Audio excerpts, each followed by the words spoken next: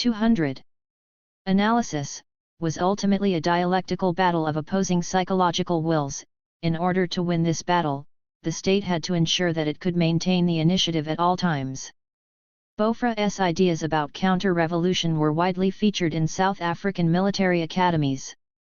In its local, South African distillation, total strategy amounted to an attitude of mind rather than a closely worked or coherent theory. 10. This way of thinking clearly suited the military establishment, which occupied a position at the center of power unprecedented since the Second World War. The doctrine was attractive to the military since it allowed it to claim an ever greater share of national spending to prosecute the war in Angola and combat communist-inspired terrorism. It also suited the managerial-minded Botha who, frustrated by inward-looking ideological debates about the essence of apartheid, was attracted by the forward-looking pragmatism displayed by Cape Afrikaner business leaders.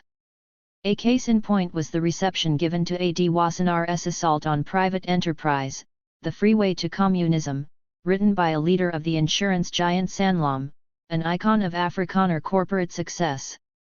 Wassenaar's tract roundly condemned bureaucratic state interference in the economy and caused a minor furore. It earned a sharp rebuke from Forster but was greatly welcomed by English-speaking business leaders who applauded the author's call to incorporate top men from the private sector in order to solve the country's problems. 11. Botha was highly receptive. He convened a meeting of leading white businessmen at Johannesburg's Carlton Hotel, in 1979, at which a new reciprocal partnership between public and private sectors was mooted. 12. It was a clear statement on the part of government that economic growth, rooted in the free enterprise system, was as an essential component in the GHT against communism. Botha's shift in emphasis from the interests of the Afrikaner folk to white survival rooted in an all-embracing defense of free enterprise sent out a clear message to the right wing of the National Party, now grouped around Andries Turnix. There was no future for exclusivist backward-looking Afrikaner nationalism or for old-style apartheid. Nor, indeed, could the contending National Party caucuses, presided over by regional political barons, continue to dominate politics. Botha favored 201. A technocratic form of government with a reduced role for the cabinet and vastly increased powers for himself. This was already gestating in sweeping new constitutional proposals which were supposed to circumvent the inefficiencies of the traditional Westminster system, a hangover from the days of British imperialism. For Botha, the military reverses in Angola and the corruption of Forster's government indicated systemic institutional failure. To combat these failings, he proposed far-reaching bureaucratic rationalization which ushered in the imperial presidency that entrenched him in power. The Prime Minister revived a partly defunct cabinet committee, the State Security Council, and began to build a new shadow instrument of government around it. This became the National Security Management System. From 1979 it began to oversee all aspects of government, from local municipality level to the highest echelons of state. In military terms it meant a shortened chain of command. 13. Botha presided over the State Security Council, whose statutory membership included the head of the army as well as of chales and ministers responsible for policing, intelligence, and civil order. Towards the upper end of this organizational chart sat regional joint management centers. The cabinet, though in theory able to block decisions by the State Security Council, was thereby reduced to secondary status. Some commentators spoke of this centralization of power as a silent military coup. 14. This view was exaggerated, but it was undeniable that the securocrats, a term which came into vogue from 1987, were increasingly in Yenchel. 15. In the government's view, the logic of survival required a new form of national unity. By denying the enemy as godless communism, it was hoped that the state would be able to reach out to constituencies that had previously been excluded. Recourse to experts and a willingness to face hard facts were central to the technocratic discourse that was intended to replace old-style apartheid ideology. The free market was proffered as the most rational means to allocate resources. Prosperity, more widely shared, would be the best defense against communism. That these claims for market-led growth coincided with an increasingly centralized managerial state was only one of many confusions and anomalies. Not 202. least of which was the fact that a new system of values was being imposed upon the ruins of an old one, and all in the name of dispensing with ideology. Neo-apartheid. By the end of the 1970s, apartheid ideology was transmuting into what Deborah Posel has called a new language of legitimation. 16 This depoliticized discourse was seemingly capable of incorporating a range of interests and ethnicities in a united front against an insidious enemy. In promoting national survival over Afrikaner ascendancy, hitherto core elements of the folk were pushed to the margins: the white working class, large parts of the rural Platteland, as well as Verwoerdian true believers. This shift in the demographic patterns of power eventuated in a right-wing split in 1982 when the mild-mannered and articulate but altogether intractable ideologist, Andries Turnhout, led a breakaway from the National Party to form the Conservative Party. The loss of the right posed more than an electoral threat. It was also an existential danger that permeated the whole Afrikaner establishment. 17 For Botha, the split had the compensating advantage of allowing the government to position itself at the center of the white political spectrum. The problem was that Botha, and indeed most of his party, remained unable or unwilling to think himself out of the apartheid mindset. A bewildering vocabulary, in which trusty old formulations were mangled together with neologisms, was rapidly cobbled together in pursuit of a neo-apartheid political solution. This begged the question as to whether the government intended to reform apartheid or merely reformulate it. The ontological centrality of population groups remained fundamental to neo-apartheid. Minorities were presented as the essential building blocks of a multicultural or plural society that would be subject to as yet unspecified forms of power sharing. The Christian national conception of EIE was anglicized into own affairs, denoting constitutionally protected spheres which would continue to be subject to the jurisdiction of Dened Groups. 18. 203. Neo-apartheid's theorists were ever keen to lend respectability to their ideas by referring to international political science. The concept of consociationalism, adumbrated by the Dutch-born American political scientist Arend Liljevaart, was widely studied amongst conservative reformers. Liljevaart repaid the compliment by writing a book, Power Sharing in South Africa, which laid out suggestions as to how a consensual form of democracy could be constructed with constitutional and institutional provisions for minority ethnic groups. It was criticized both for its acceptance of ethnic differences as a matter of unalterable fact and also on account of its spuriously scientific approach. 19 Efforts to change the discourse of apartheid frequently bore only a tangential correspondence with reality. Piet Koornhof, the reform-minded Minister of Cooperation and Development, bombastically announced to the Washington Press Association in 1979, "Apartheid as you know it is dying." He went on to pledge, "We will not rest until racial discrimination has disappeared from our statute books and everyday life in South Africa." 20 For a brief period the powerful ministry responsible for the administration of blacks over which Koornhof presided came to be known as the Department of Plural Relations and Development. It was left to the Sunday Times to clarify the absurdity. It's soft shell. A Bantu is not a plural even though he may have some plural relations. 21 Christopher Hope, a wry observer of the debasement of language under authoritarian regimes, notes that South Africa is a land where euphemism has long been, like war, an extension of policy by other means. 22 Koornhof's tantalizing promises were received skeptically and caused uproar amongst die-hard right-wingers. In 1982 a package of legislation was introduced after an extended process of drafting and redrafting. Far from helping in the process of normalizing race relations, 23 as they were supposedly intended to do, the proposed measures imposed unrepresentative community councils on blacks in urban areas and outlined draconian measures designed to tighten up in UX control, thereby enforcing the distinction between black insiders and outsiders. The proposals added more complexity to an already bewildering administrative regime, drew attention to the continued role of the Bantustans as repositories for unwanted labor, and confirmed that these territories 204 were the only places in which Africans could exercise political rights. Anti-apartheid activists termed these measures the Koornhof Bills, and the name stuck. The Black Sash organization warned that, if passed in its existing form, it will be the most efficient form of NUX control this country has ever experienced. 24 P.W. Botha's long-awaited constitutional proposals entailed replacing the Westminster system of government with a tricameral parliament featuring separate chambers for whites, coloreds, and Indians. A President's council drawn from the three chambers would advise the executive state president.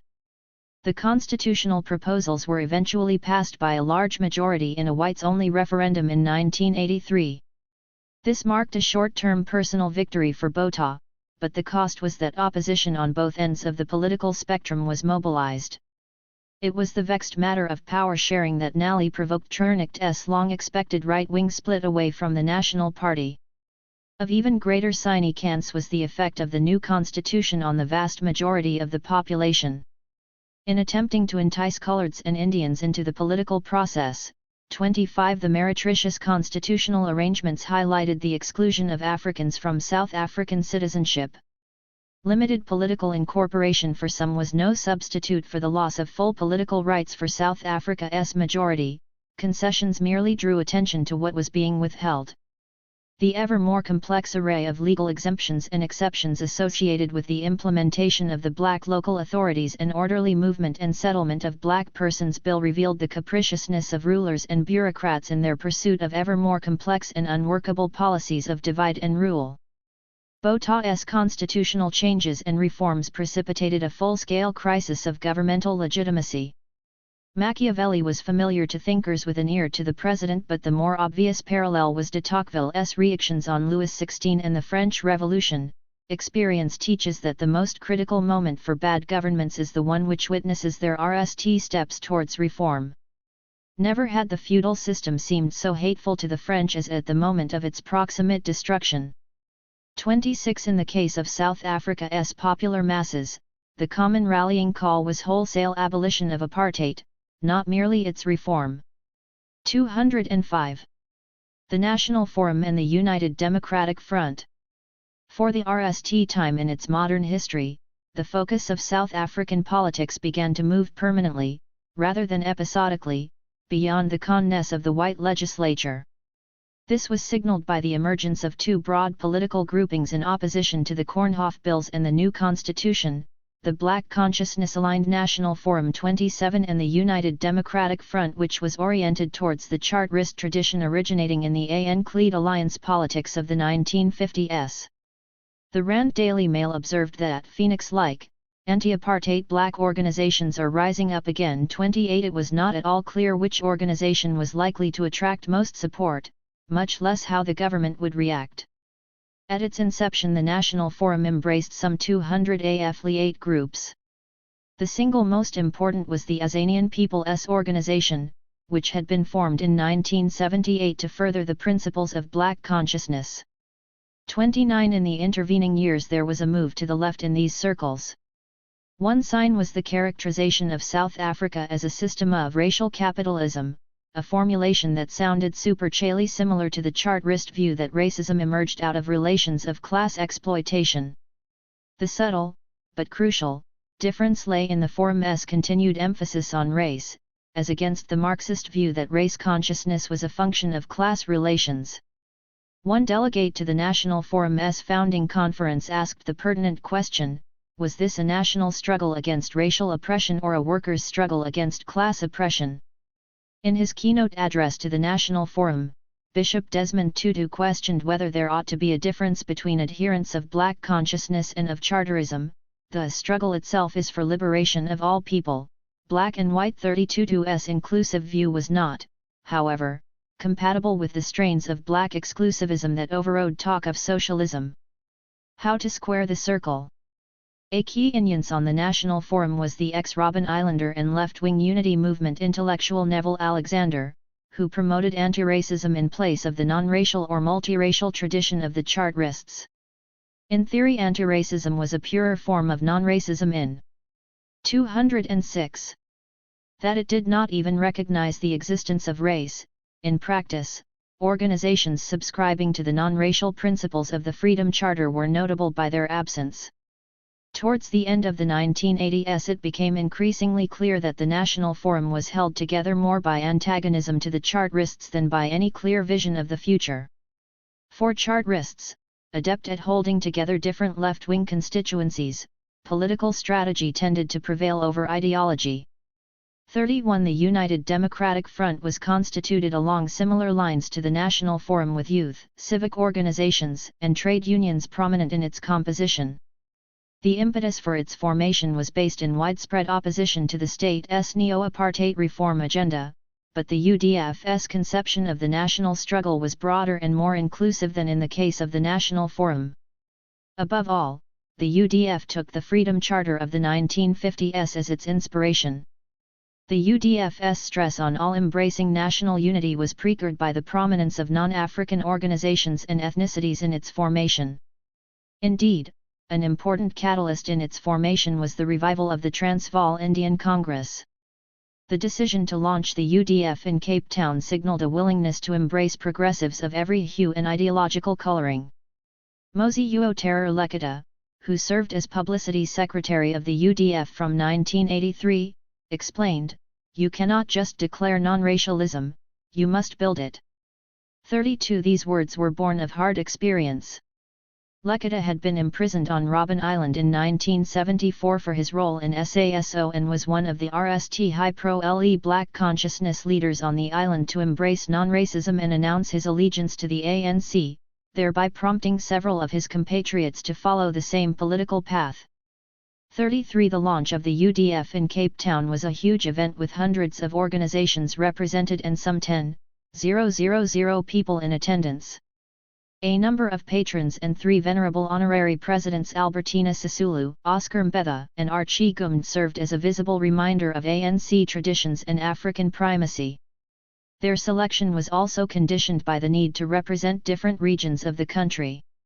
The UDF executive was racially mixed and selected with care. Colored, Indian, and white representatives constituted just over half the total complement. Most of the older members of the 207 National Executive had been associated with the Congress Alliance of the 1950s and early 1960s. Several younger members had moved to support the ANC through Black consciousness activism in the 1970s. The liberation movement had not enjoyed such public exposure since the treason trial, and the many tributes to the Freedom Charter, coupled with the carnival-like atmosphere of the public launch, were reminiscent of the open campaigning of the Congress of the People era. Reverend Alan Bozak, who delivered the keynote address, deliberately evoked Martin Luther King's oratory by placing democratic rights and inclusive non-racism at the center of his call for an overwhelming challenge to the legitimacy of the tricameral constitution. "We want all of our rights, and we want them here, and we want them now." 34 Born into a colored community in the rural Northern Cape and ordained into the Dutch Reformed Sending Kerk, Bozak had been largely responsible for persuading the World Alliance of Reformed Churches to declare apartheid sinful and heretical.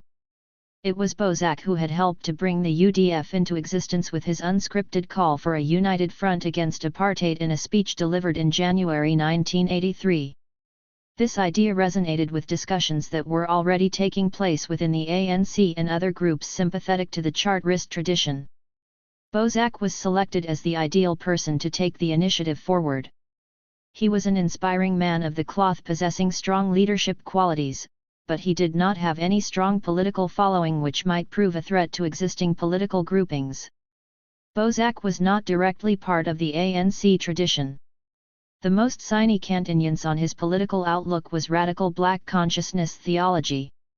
In his own words, this de-emphasized the negative connotations racial classification brought and instead emphasized the solidarity of the oppressed. It absolutely stood upon the equality of humankind, relieved us from the perpetual burden apartheid's race-based thinking had foisted on us, the worry that being of mixed descent somehow made us less 35. Bozak's charismatic personality and hybrid identity highlighted the potential for a new form of politics capable of transcending divisions. 208. Between Black consciousness and Charterism and, to an extent, regional differences.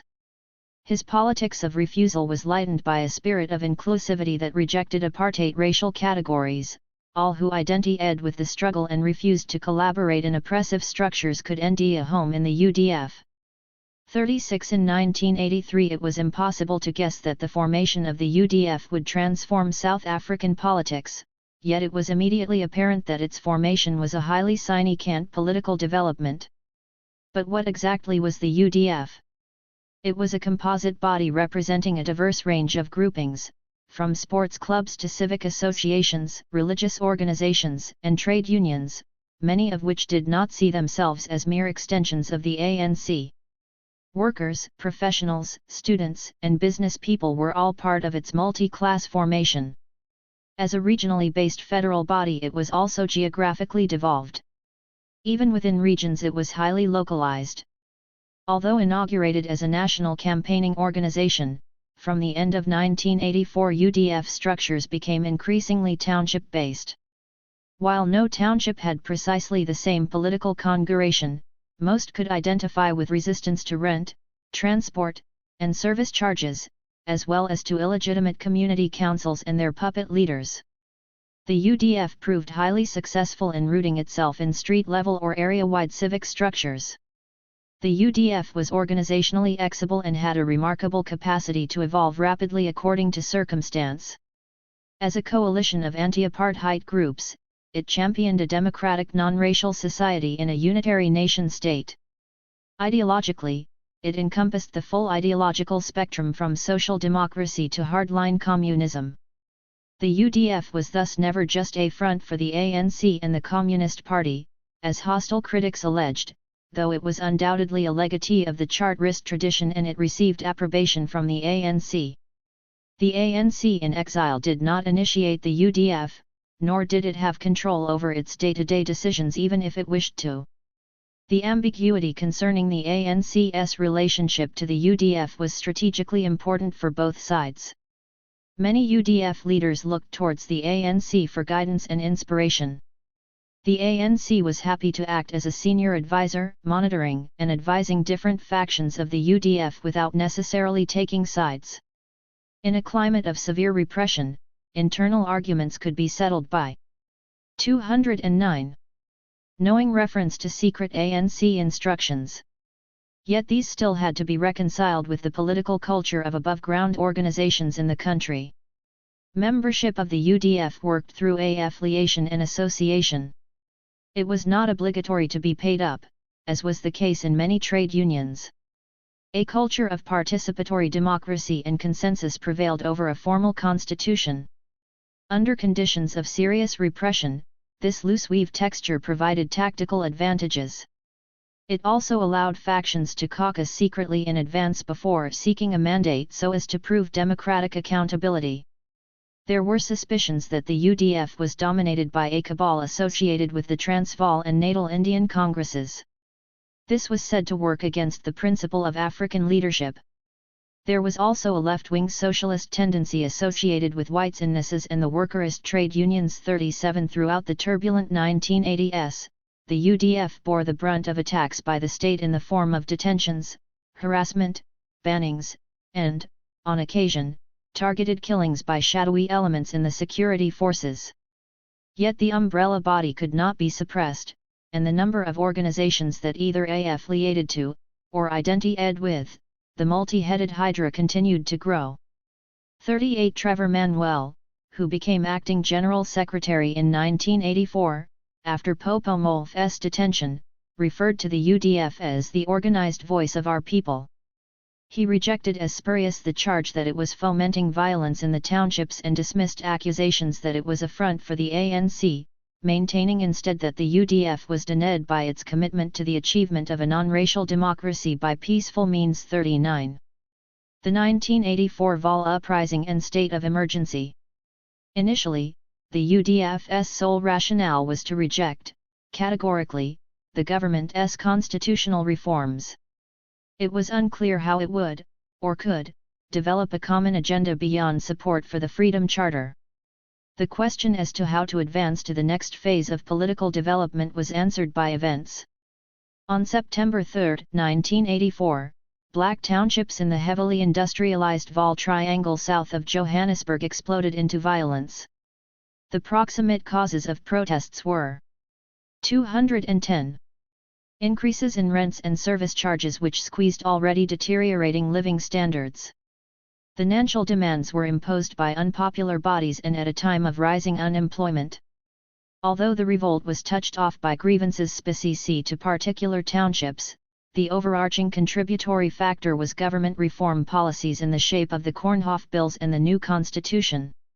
Government allegations that the UDF orchestrated the uprising are difficult to sustain, but there can be no doubt that the UDF played a major role in sustaining the revolt and that the uprising in turn gave the UDF new importance.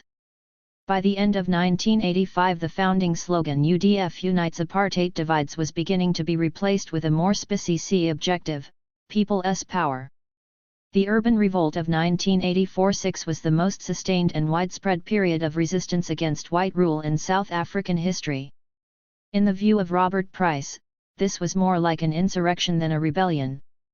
The insurrection not only sought to destroy the form of state domination but also gave birth to new, transformational structures of popular authority. 40 To a much greater extent than 1976-7, the insurrection was geographically dispersed. It was also far more inclusive, involving action by unionized workers and community organizations as well as students and the unemployed. This unprecedented show of unity was apparent in November 1984 when as many as 800,000 workers in the Transvaal, together with around 400,000 students, took part in a two-day stay-away in support of UDF demands. 41 The following year, townships around Port Elizabeth and East London in the Eastern Cape engaged in stayaways and school boycotts which also exploded into violence. The turmoil reached a peak in Longa Township outside Edenhague where 20 people were killed when police opened on a procession of mourners on their way to bury activists killed the previous weekend. That the Longa massacre took place on the 25th anniversary of the Sharpeville killings added poignancy to the tragedy. The government's reaction was to declare a state of emergency in 36 magisterial districts around Johannesburg and Port Elizabeth on July 20, 1985. This was the first time that the state had resorted to such extreme measures since 1960. 2 days later, Oliver Tambo responded on behalf of the ANC with a radio broadcast to the nation in which he called for a popular uprising. "We have to make apartheid unworkable and our country ungovernable." Tambo's intervention, delivered in measured tones, carried considerable weight, but it is more accurately understood as an endorsement of what was already taking place on the ground than as an instruction. 42 In the 10 months that elapsed between the outbreak of violence and the imposition of a state of emergency, some 500 people, mostly residents of townships, were killed in political violence. In the RST 100 days of the emergency, more than 5,000 people were detained and over 300 people were killed. 43 The UDF leadership was decimated through a mixture of preventive detentions and treason charges. Yet it continued to operate. Stayaways and school boycotts brought communities and workers together in combined action.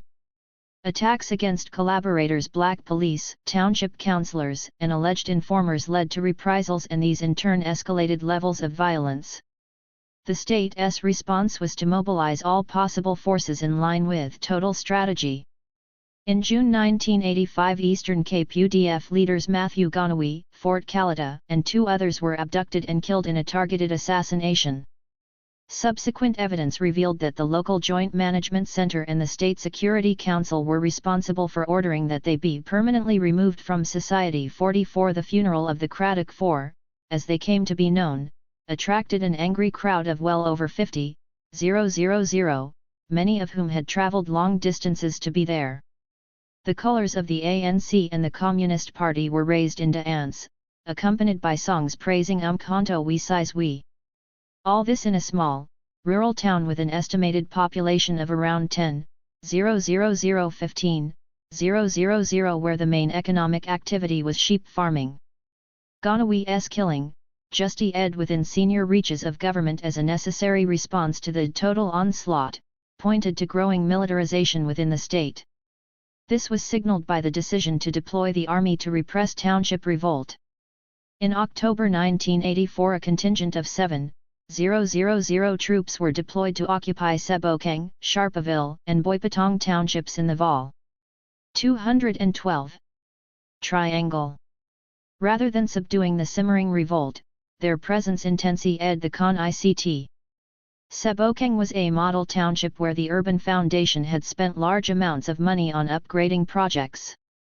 Neither this largesse nor the spectacle of troops handing out badges with taglines like "I am your friend, trust me" did anything to lessen resentment. 45 The specter of troops in the townships meant that white conscripts, many of whom were confused and traumatized, were duty-bound to re-bird shot, rubber bullets, and tear gas on black youth the same age as them.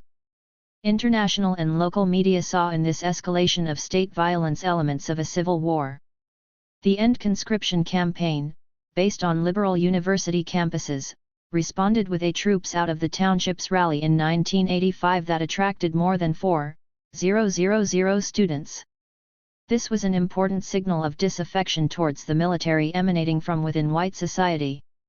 In the VE years of its existence, which ended with its banning in 1988, the End Conscription campaign grew from a fringe anti-war grouping to become an organization with a national presence. It mobilized large numbers of white activists and contributed significantly to the growing culture of non-racism within the anti-apartheid movement. 46. Militarization of the conflict. The South African military was not only involved in suppressing internal subversion. It was also engaged in the active destabilization of neighboring countries, thus blurring further the lines between the enemy within and without. A key aspect of the Botha reforms of the late 1970s was a regional strategy capable of bringing together compliant neighboring countries and the independent Bantustans in a constellation of states. This hope was facilitated by a renewed tilt to South Africa on the part of the Reagan administration, whose Africa expert, Chester Crocker, favored constructive engagement with Pretoria in order to achieve Namibian independence and resolve ongoing Con-ICT in Angola. Crocker's policy presumed that the South African government would act responsibly as a source of regional stability. In fact, it was increasingly behaving in an erratic fashion with the military fully engaged within End. 213. Beyond its borders. Umkhonto we Sizwe, newly invigorated after the Soweto uprising, posed a fresh challenge. After an extended period of dormancy, MK began to come back inside South Africa.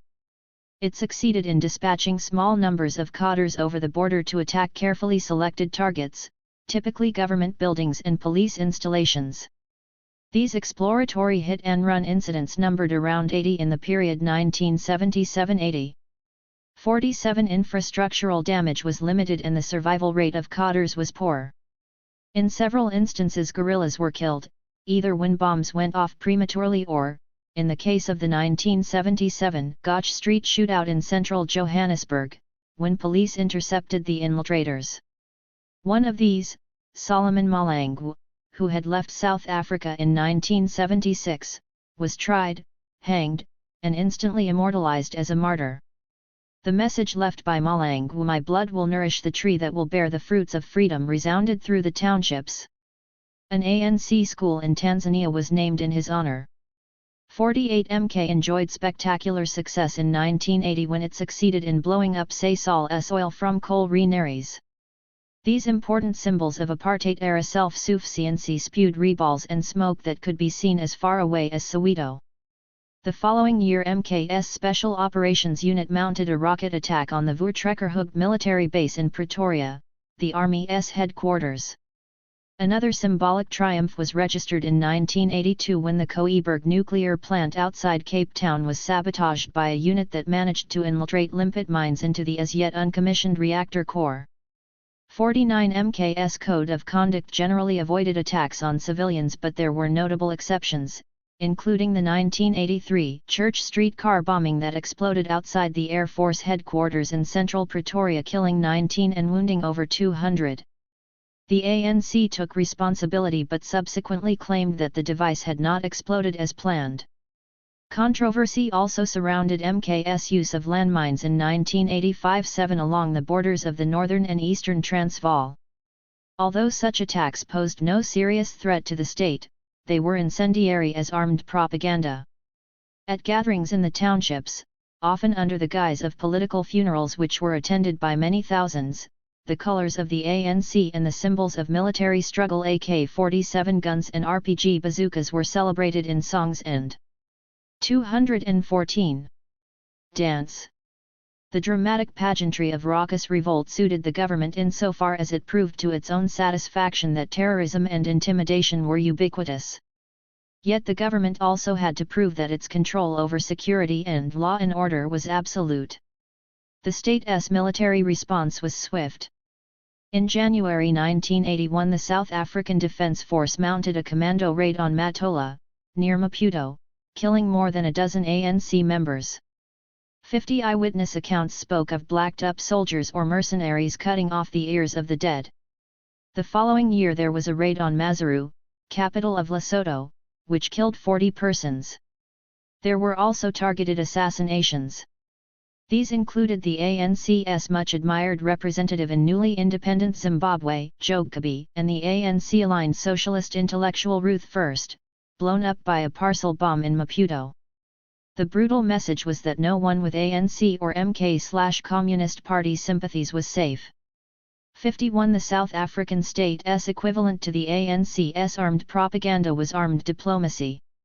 Keen to reassert its regional dominance and to reimpose the cordon sanitaire which the Portuguese Revolution had severed, Pretoria lent support to two armed counter-revolutionary movements in Angola and Mozambique.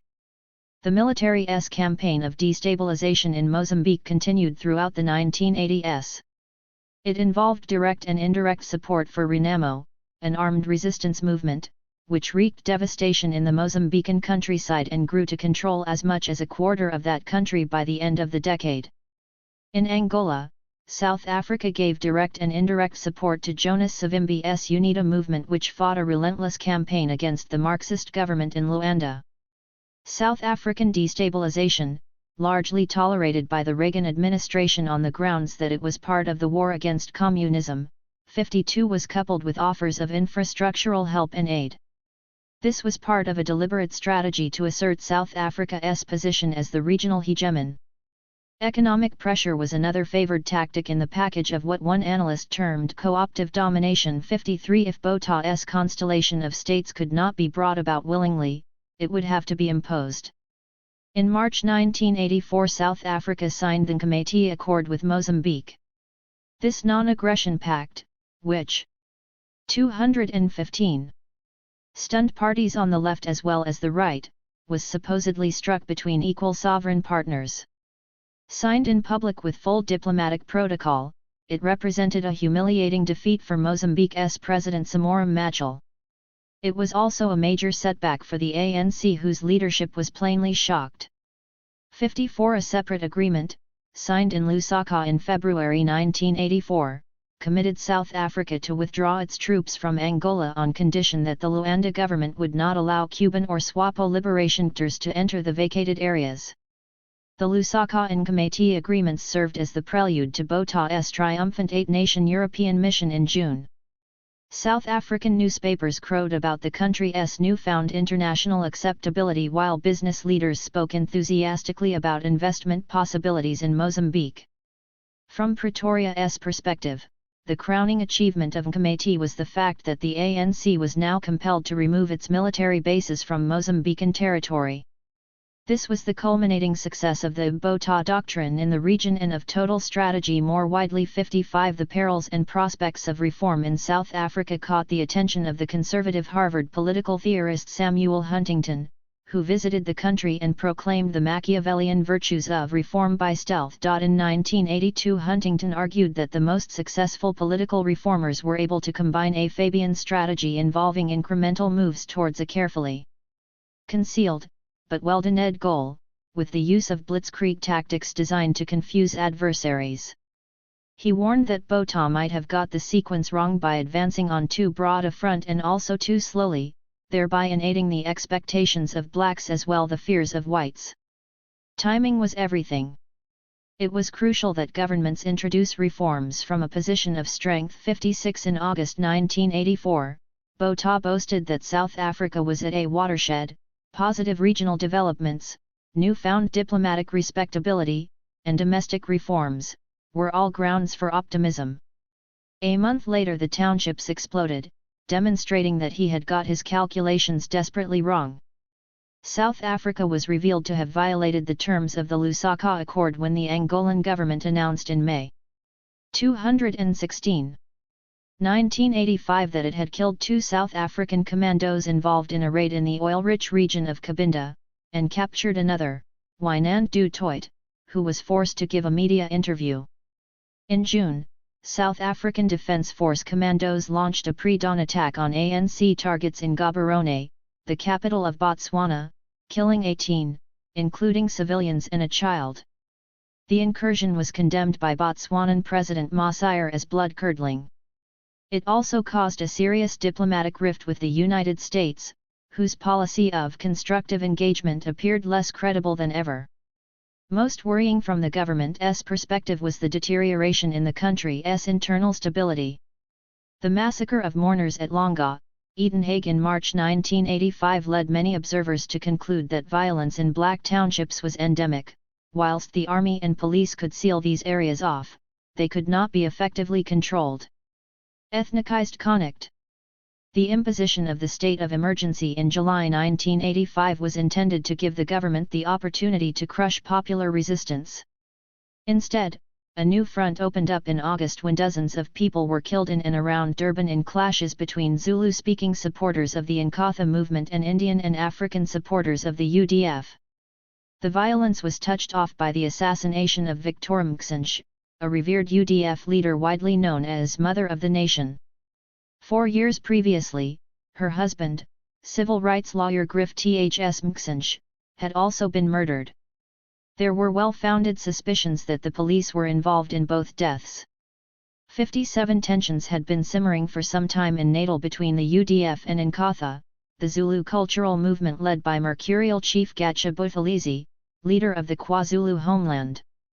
Buthelezi toyed with supporting the UDF at the moment of its formation, but he was rebuffed and humiliated by accusations that he was a divisive tribal leader who did more to perpetuate than to GHT apartheid. In Natal, Buthelezi jealously guarded his power, viewing the UDF as a major threat. Observers commonly ascribed tensions between these organizations to ethnic differences, but this overlooked the fact that most UDF members in Natal were Zulu speakers themselves. 217.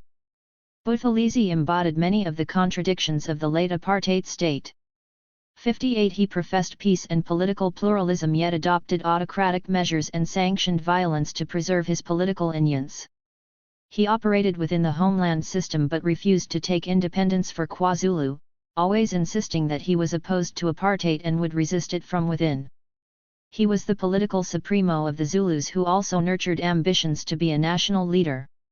When Buthelezi formed Inkatha in 1975 as a cultural nationalist organization, he considered it to be a genuine legatee of the ANC tradition, used the colors and songs of the ANC, and spoke with pride of his personal connections with Mandela, Tambo, and Sobukwe.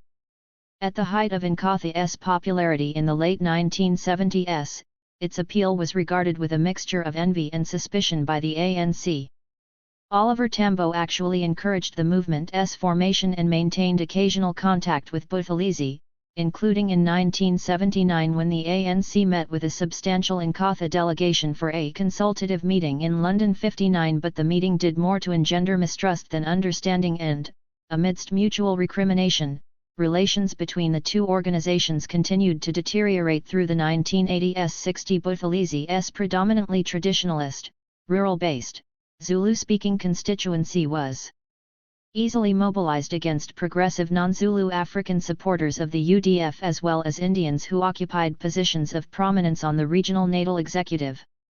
Rising tensions were evident in the township of Lamontville, south of Durban, where a UDF-affiliated civic organization, Joruk, began to campaign against rent increases. From 1983 an Inkatha vigilante group, known as the A-Team, mounted attacks on Joruk supporters in Lamontville and Chesterville townships, resulting in the deaths of up to 10 people, including Joruk founder Misiza Dube.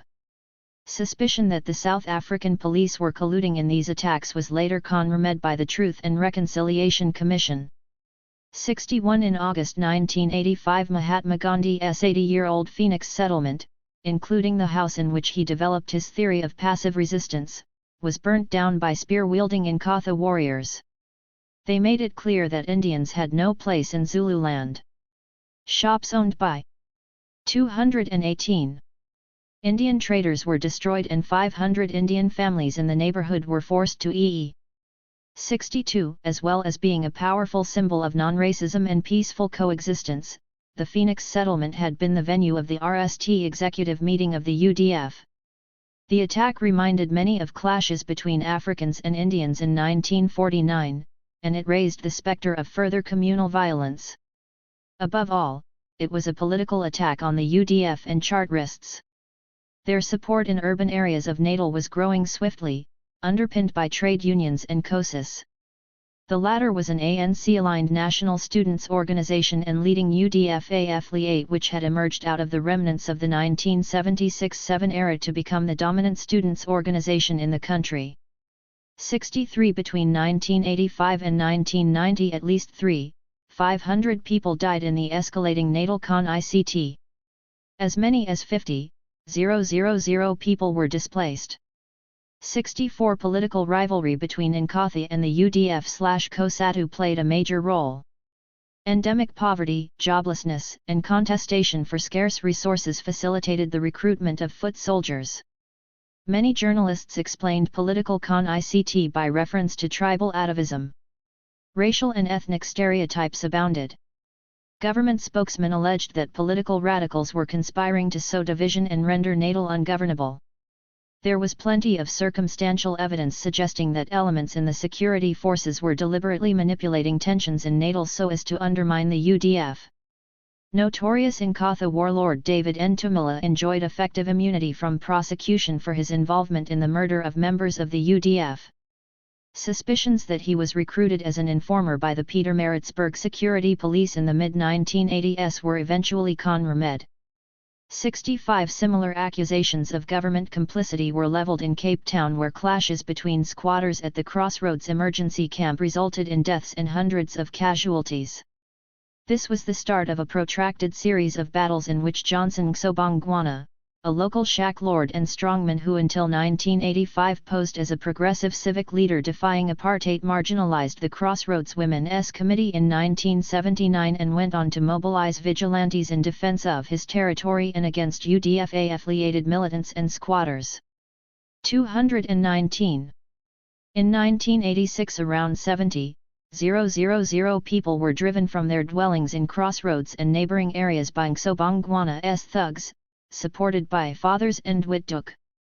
They pursued a relentless war against young UDF comrades. 66 At this point the police licensed their own vigilantes, the so-called Kitsconstables in the Cape Peninsula and elsewhere round the country. These ill-prepared and poorly equipped subalterns were given a few weeks rudimentary training and then deployed to keep order in the townships where they encountered the full force of insurrectionary anger. 67 The root causes of the vigilante-led violence in Durban, Cape Town, and many other areas was pent-up demand for housing and services, shortages of which had been greatly exacerbated by decades of apartheid-era NUX control and ideologically motivated urban planning. According to one estimate, countrywide pass arrests for contravention of the NUX control laws increased from 170,000 in 1981 to 250,000 in 1984. This placed more and more pressure on those living in illegal informal settlements and encouraged those with a foothold in the city to act against newcomers. 68 Elements in the security forces actively manipulated township dwellers, inducing them to act as proxies in an attempt to drive out the UDF, destabilize communities, and sow confusion. Vigilantism was in part a response by older, conservative groups who resented being dictated to by disrespectful and unruly young radicals. 69 A reassertion of masculine values was frequently added to the conservative, traditionalist, mix. This was starkly evident when hostile-dwelling migrant workers affiliated to Inkatha were enjoined to use their cultural weapons in attacks on UDF comrades. 70 The growing specter of black-on-black violence, a term that came increasingly into vogue during the mid-1980s to describe internecine ICT, played to stereotypes of tribal bloodlust and allowed the government to pose as the NAL guarantor of law and order. This was a highly dangerous strategy since it amounted to a tacit admission that the government was not fully in control and that it merely held the balance in a state of growing terror. Destabilization, whether practiced 220 abroad or at home, also had the effect of corroding whatever moral legitimacy apartheid retained in the minds of its traditional supporters. Faced with the choice of dismantling apartheid through further reforms or crushing revolutionary opposition, P.W. Botha decided on the latter course of action. The dilemma was captured in an extraordinary meeting of the State Security Council in July 1985. This noted the necessity for the government to retain the political initiative and to improve the quality of the life of the populace, but also included a chilling rider: a government's goal should not only be to exterminate insurrectionists but also to eradicate their influence over the people. 71. The Rubicon, 1985. In August 1985, President Botha addressed party supporters in Durban in a widely trailed speech advertised as a manifesto for a new South Africa. Foreign governments had been alerted to the momentous significance of the impending announcements. The speech was watched live by millions overseas. Rather than beginning with what was reliably expected to have been the core message, "We are today crossing the Rubicon. There can be no turning back," Botha started with an impetuous attack on those who had put words in my mouth in advance. He insisted that South Africa was a country of minorities and rejected outright the principle of one man one vote in a unitary system on the ground that this would only lead to chaos. In a gruesome peroration, Botha declared that he would not lead white South Africans and other minority groups on a road to abdication and suicide. Botha's ear-wagging belligerence as he twice growled, "Don't push us too far," had a profoundly disturbing effect on those who were hoping he might deliver substantial reforms. He also slapped down those who were pressing him to release Nelson Mandela, reminding his audience that Mandela and his associates were communists and terrorists. Just why Botha decided to alter the text of his speech shortly before delivering it remains unclear. His stubborn determination to assert dominance over cabinet colleagues at home and critics abroad was undoubtedly a key factor. Botha was clearly irked by the way in 221, which his foreign minister had oversold the speech in advance, and he was, as ever, concerned to keep his party uni-ed and avoid a right-wing backlash. 72 The result was an unmitigated public relations disaster. Despairing business leaders within the country publicly called for the state of emergency to be lifted, an end to all statutory racial discrimination, and negotiations with black leaders. Abroad, conservatives who had resisted calls from the international anti-apartheid movement to impose economic sanctions and disinvest from South Africa were forced to concede the need for action.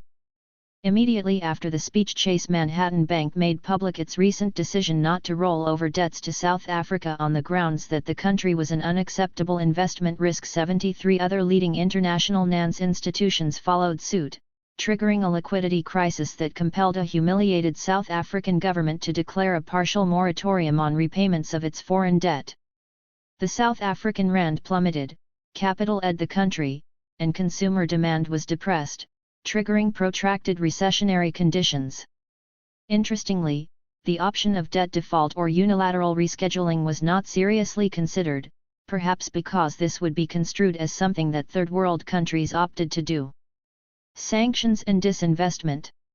Another direct consequence of Botha's intransigence was to shift the political balance in the debate over economic sanctions, which, by the mid-1980s, had become a turning point of difference in American and British domestic politics. In the United States, the call for sanctions was spearheaded by prominent Democratic politicians like Edward Kennedy and Howard Walp, as well as the Congressional Black Caucus and the increasingly influential Trans-Africa Forum led by civil rights activist Randall Robinson. The spread of anti-apartheid activism on United States campuses was on a larger scale than anything seen since the Vietnam War. Up until 1985 the U.S. administration resisted pressure for sanctions, but the events of that year changed the political landscape decisively when the Reagan administration agreed a limited export ban in an effort 222 to head off more severe measures. The momentum could not be halted, and in 1986 the U.S. Congress passed a landmark Comprehensive Anti-Apartheid Act, thereby overcoming Ronald Reagan's veto. The Anti-Apartheid Act outlawed all new U.S. investment and trade in South Africa, suspended direct ITs, and restricted imports of key commodities from South Africa. It also specified a timetable for political change, including the release of Nelson Mandela. Many U.S. companies withdrew from South Africa or severely reduced their operations as a result of the legislation, whose passage represented a rare political defeat for Reagan. Members of the European Union and the Commonwealth also passed limited sanctions involving investment, the importation of iron, steel, and Kruger-Rand gold coins. It was largely as a result of Margaret Thatcher's strenuous opposition to sanctions that the measures adopted by the Commonwealth and EU against South Africa were relatively mild. Thatcher claimed to oppose apartheid, yet maintained that ongoing trade and investment was the best way to promote political change. She had received Botha at her of Chale residence, Chequers, in 1984 and quietly advised him to release Mandela. Yet Thatcher also regarded Mandela as a subversive and considered that anyone who thought the ANC could form a government was living in cloud cuckoo land. The British Prime Minister placed her real trust and hope in Nkosi Buthelezi, seeing him as a moderate anti-sanctions black leader.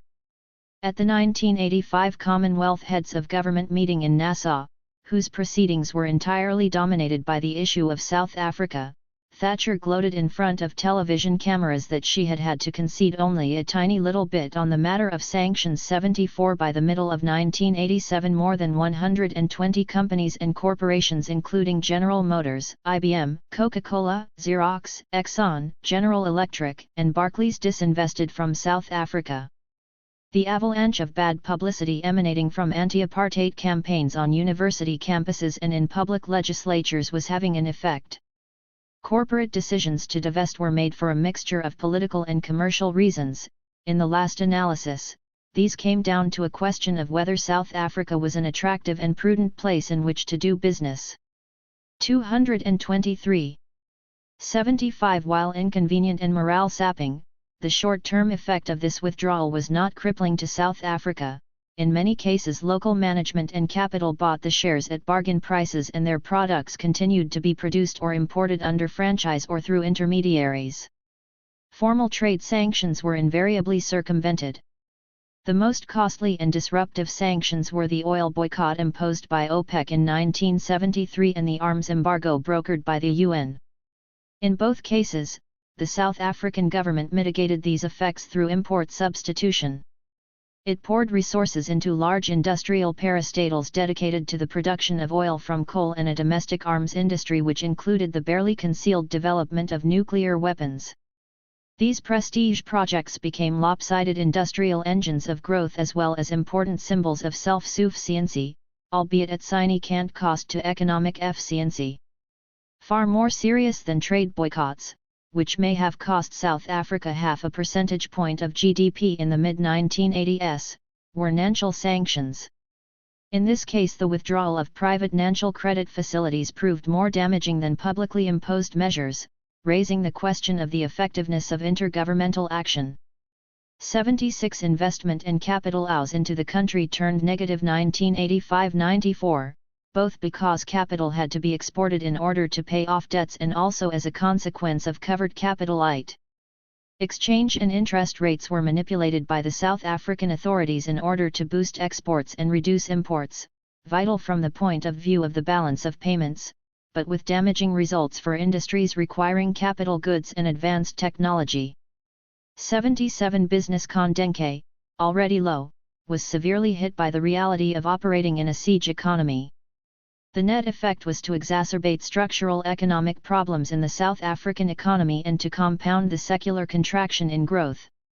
The clamor for sanctions in Britain and the United States reached fever pitch in 1985 and remained a live issue of contestation for the rest of the decade, effectively making European and American foreign policy a matter of intense domestic concern. Public demonstrations and activism, in particular on American university campuses, kept the issue to the fore. 224. Throughout this period, in 1986, Denmark became the first Western country to impose a total trade boycott on South Africa, breaking with the established Scandinavian policy of following the UN 78 for the overseas anti-apartheid movement. Pro-sanctions activism and boycotts of South African goods was one of the few ways in which disapproval of apartheid could be registered, leading many to overstate their importance as a driver of change. In South Africa the debate was not quite so polarized. True, the UDF and its trade union affiliates lent rhetorical support to sanctions, whereas Inkatha pronounced itself opposed. The anti-apartheid movement within South Africa appreciated that the effects of sanctions were complex and potentially damaging to ordinary people's livelihoods. Lawrence Schlemmer, a respected pollster, concluded, on the basis of several surveys of black South Africans in 1985, that only a minority of blacks in urban areas supported total disinvestment and economic boycott. Conditional investment was the favored position, indicating a more subtle appreciation of the issues. 79. The psychological and political impact of sanctions was probably more important than their direct economic effects. 80. Most importantly, sanctions delegitimized the government, afforded political leverage to anti-apartheid leaders within the country, and gave succor to ordinary South Africans fighting apartheid by reminding them that world opinion was with them. 225. Chapter 8. Notwithstanding the testimony by leaders, including Nelson Mandela and Desmond Tutu, of the importance of sanctions in maintaining pressure on the South African government, the most important dynamics of change in the 1980s were internally generated. The growing influence of the ANC in exile was also significantly conditioned by, and dependent upon, the new fronts of resistance that were coalescing. One in the second half of the 1980s, the government's legitimacy and authority weakened, though its capacity to enforce its will remained largely intact. The anti-apartheid movement within the country withstood the assault of the state and in many ways deepened its associational roots and democratic culture. The ANC became the primary beneficiary of these developments. Its rising standing within the country, and beyond, began to position it as the natural negotiating partner with, and the presumptive successor to, the white minority regime. The proliferation of competing forces in the 1980s, and the chaos and confusion that marked the states of emergency in the second half of the decade, explains the somewhat kaleidoscopic approach to events and processes adopted in this chapter and Chapter 7. The profusion of new struggle organizations, generating a vast alphabet soup of acronyms, further complicates the task. The power of organized labor. Perhaps the most important force for change in the 1980s was organized labor. The formation of the Congress of South African Trade Unions in 1985 gave new muscularity to industrial labor, surpassing 226. By far the political and workplace strength of any existing or previous union federation. By the mid-1980s, the ANC in exile was gaining significant strength from a labor movement that it had done little to nurture beyond rhetorical support for the toiling masses. Most of the new emergent unions that developed from the 1970s grew independently of the ANC. A decade after the Durban strikes, there existed a plethora of trade union bodies. Some were craft-based, others operated industry-wide, still others were generalist. They all had their own distinctive traditions, organizational culture, and political orientation. This diversity makes generalization difficult, but for the purposes of analysis, they can be broadly congruent as follows: 2-1. Unions that developed out of black consciousness traditions and foregrounded the importance of black leadership were grouped within the Council of Unions of South Africa. The National Union of Mine Workers, formed in 1982, outgrew CUSA to become the single largest and most influential union in the country. AZACTA was even more RMLY committed to black consciousness. It merged with CUSA to become NACSU in 1987, with some 250,000 workers in its fold. 2. A second union formation, the Federation of South African Trade Unions, claimed to represent around 45,000 workers in 12 affiliates at its launch in 1979. It was committed to democratic workplace organization as the basis of a socialist future. The origins of key affiliates, like the Metal and Allied Workers Union, lay in a conception of trade union organization developed by Marxist academics at the time of the 1973 Durban strikes. In this sense, FOSATA was strongly political. However, its advocacy of worker control, and of the democratic accountability of leaders to union members, meant that it was disinclined to participate in populist political organizations such as the UDF. FOSATA feared that working-class interests would be subverted in a larger political organization and that gains made at the workplace would suffer in a government crackdown. 227. Non-racialism was a fundamental tenet for FOSATA unions. It was this principle that most distinguished them from the CUSA unions. Some smaller regionally based independent unions, like the General Workers Union, shared FOSATA's workerist orientation, while refusing the principle of industry-based unionization that would have threatened their composite nature. 3. A number of so-called community or general trade unions took the view that workers were invariably part of broader communal structures. These were disposed to affiliate with the United Democratic Front in pursuit of the ideals of the Freedom Charter. Their RST loyalty was to the anti-apartheid struggle, and they preferred to lend industrial power to the UDF than to insist on the primacy of the working class. The South African Allied Workers Union, which operated in the Eastern Cape border region and the Ciskei Bantustan, enjoyed rapid growth in the early 1980s. But its politically outspoken leadership became subject to brutal repression and union organization suffered as a result. 4.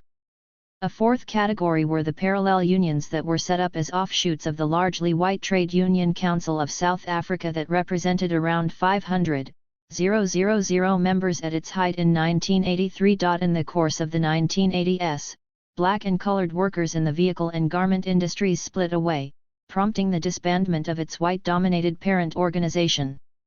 This was a strong reminder of the demise of what had once been a powerful white trade union movement.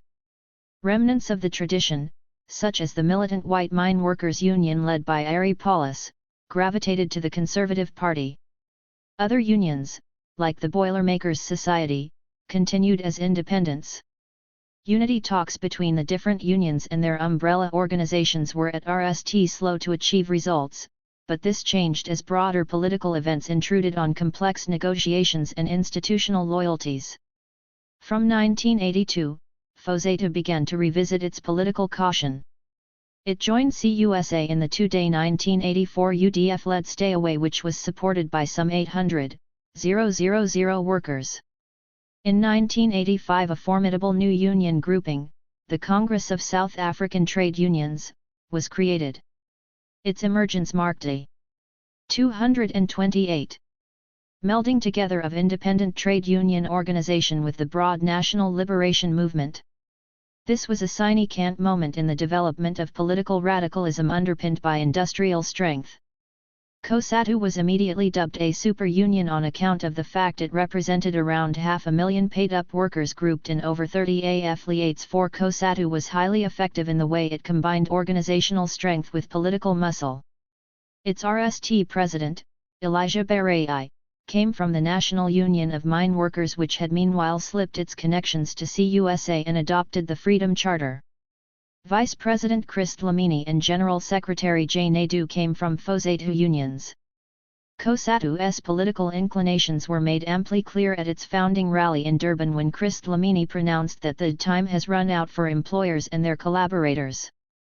Berei revealed his contempt for homeland leaders provocatively in Buthelezie's backyard and indicated support for the ANC-5 with the National Union of Mine Workers under the leadership of Cyril Ramaphosa and James Motlatsi as one of its most important affiliates. COSATU was unquestionably the most important union grouping in the country. COSATU initially kept a formal distance from political organizations but drew increasingly close to the UDF during the state of emergency. In 1986, COSATU brought out more than 1.5 million workers in a May Day Stay Away, the largest strike in the country's history. During that year the total number of days lost to strikes exceeded 1 million. The mining industry was particularly affected. COSATU succeeded in forging a powerful link with the ANC. The two organizations issued a joint statement in 1986 recognizing the ANC as the leading force in the liberation movement of which COSATU was an integral part. It was further agreed that the political crisis of the country could only be resolved with the full participation of the ANC. This necessitated the release of all political prisoners, including Nelson Mandela, as well as the removal of P.W. Botha. 6. The emergence of COSATU as the country's dominant union federation, and its effective alliance with the UDF, had two major consequences. First, its considerable organizational and industrial power. 229. Allowed the union movement to put pressure on the government through employers. This muscle was also exercised in defense of trade unionists detained by the state. The exigencies of survival meant that old tensions between workerists and populists had of necessity to be overcome. COSATU endorsed the Freedom Charter in 1987 and participated in major stayaways in commemoration of June 16 and May Day, as well as leading a campaign for living wages and taking a lead in issues concerning industrial health and safety. One sign of worker strength was that June 16 and May Day were becoming de facto public holidays. COSATU unions, the National Union of Mine Workers in particular, proved adept in negotiating with employers such as the Chamber of Mines. In the process, a sophisticated national culture of industrial bargaining began to emerge which bound business and labor together in a developing quasi-corporatist relationship. The government was often conned to the sidelines. The political bargaining skills exemplified by number leader Cyril Ramaphosa propelled him to the forefront of politics. Notwithstanding attempts by the state to weaken COSATU, including the bombing of its CES in 1987, the Labour Federation showed great institutional resilience. Its deep roots at the workplace and its seasoned leadership together made it the single most powerful component of the anti-apartheid struggle. A further consequence of COSATU's emergence was to draw it into direct con-ICT with Buthelezi. Inkatha responded by organizing its own affiliate union, the United Workers' Union of South Africa, in 1986.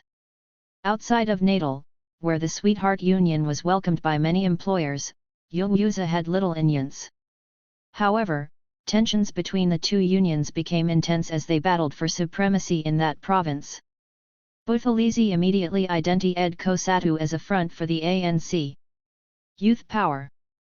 If the UDF is imagined as a chest and horns battle formation, one of its political anchors may be said to have comprised unions affiliated to COSATU. The center was composed of hundreds of organizations. 230. Which together gave the UDF many of the characteristics of a social movement rooted in civil society. These were the little platoons of churches, mosques, schools, sports clubs, community organizations, universities, and paralegal aid groups. The other ANC was comprised of students and youth affiliated to the Congress of South African Students and, later, the South African Youth Congress. Formed in 1979, COSAS emerged out of the Soweto uprising. It was initially strongly influenced by black consciousness thinking but soon drew towards a Chartist position. As the dominant youth organization in the country, COSAS claimed the support of as many as 3M students. 7. Ranged against it was the Azanian students' movement, which remained true to black consciousness ideals. In an environment of growing popular insurrection and repression, COSAS and its successor youth organizations provided the UDF with raw energy and a formidable street-fighting capacity. Faced with brutal repression, their courage and willingness to sacrifice all was remarkable. Journalist and commentator. Figure 6. Picture of woman with hand aloft in front of armored vehicles. Paul Weinberg. A lone woman protests as the soldiers occupying her township roll by in large armored military vehicles called hippos. Soweto, July 1985. 231. Sean Johnson identified youth as both the motor of the rebellion and its outriders. 8. Sociologist Jonathan Hislop argued that students and youth were the shock troops of the 1984-7 revolt. they detonated an explosion of worker and community struggle which confronted the governing class with its greatest challenge to date. 9. In a wide-ranging and perceptive study, the historian Colin Bundy examined the importance of generational consciousness in the uprising of the mid-1980s. He argued that demographic and economic realities underpinned youth-led resistance. In the 1980s, around 40% of the African and colored population were aged under 15. High levels of unemployment and frustration were channeled into intense political awareness. Ongoing confrontation with the police and army helped to shape an articulate grammar of street sociology and pavement politics. 10. COSIS took a lead in promoting the Free Mandela campaign of 1980. It was also an early adopter of the Freedom Charter. At funerals, rallies, and demonstrations, COSIS played a key role in introducing the songs, banners, and iconography of the ANC, MK, and the Communist Party.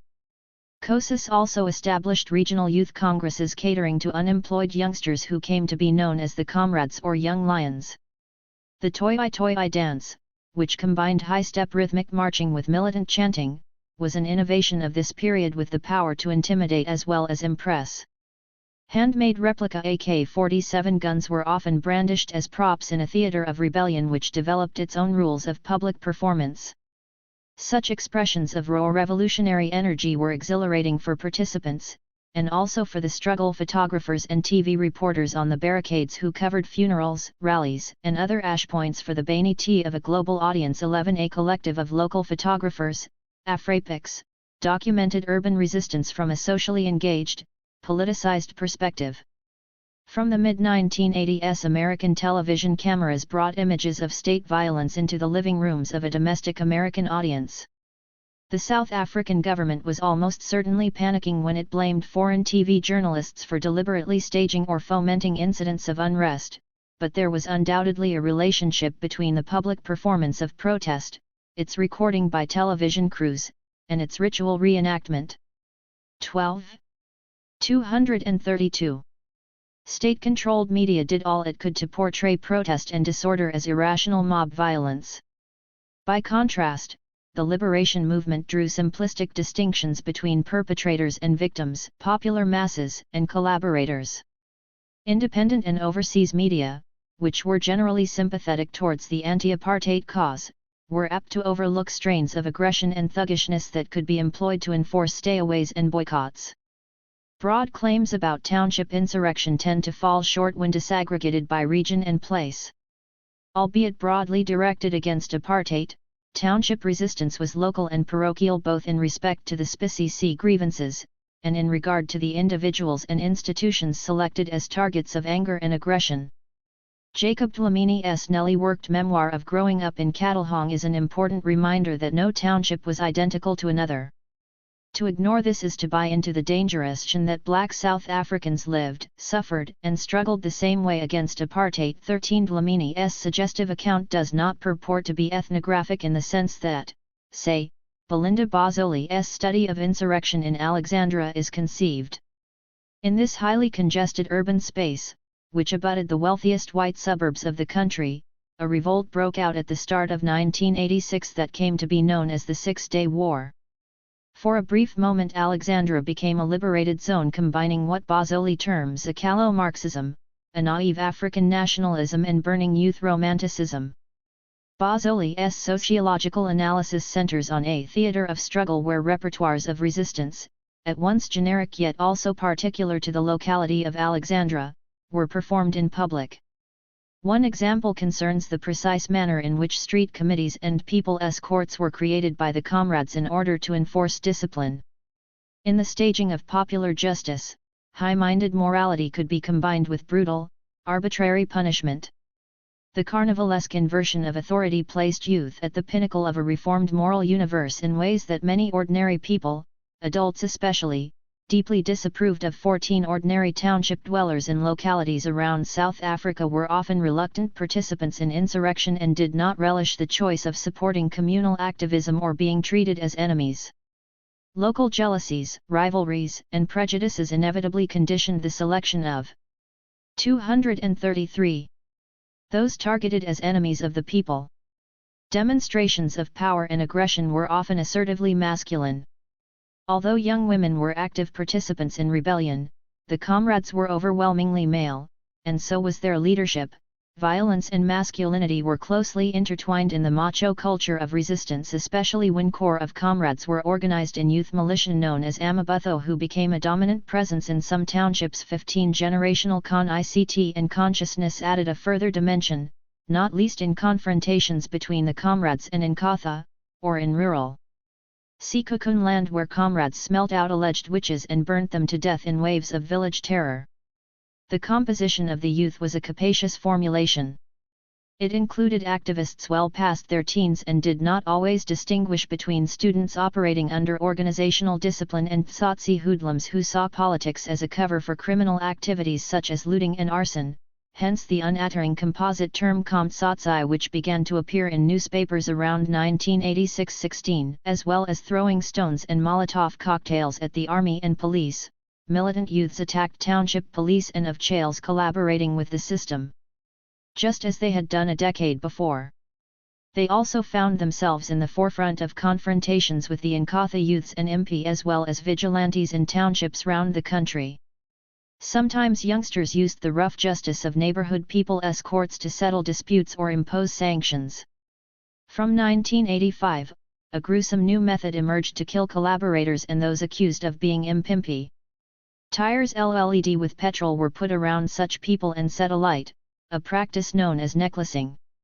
Winnie Mandela provoked intense anger when she lent legitimacy to summary executions by declaring at a political rally in 1986, "With our boxes of matches and our necklaces we shall liberate this country."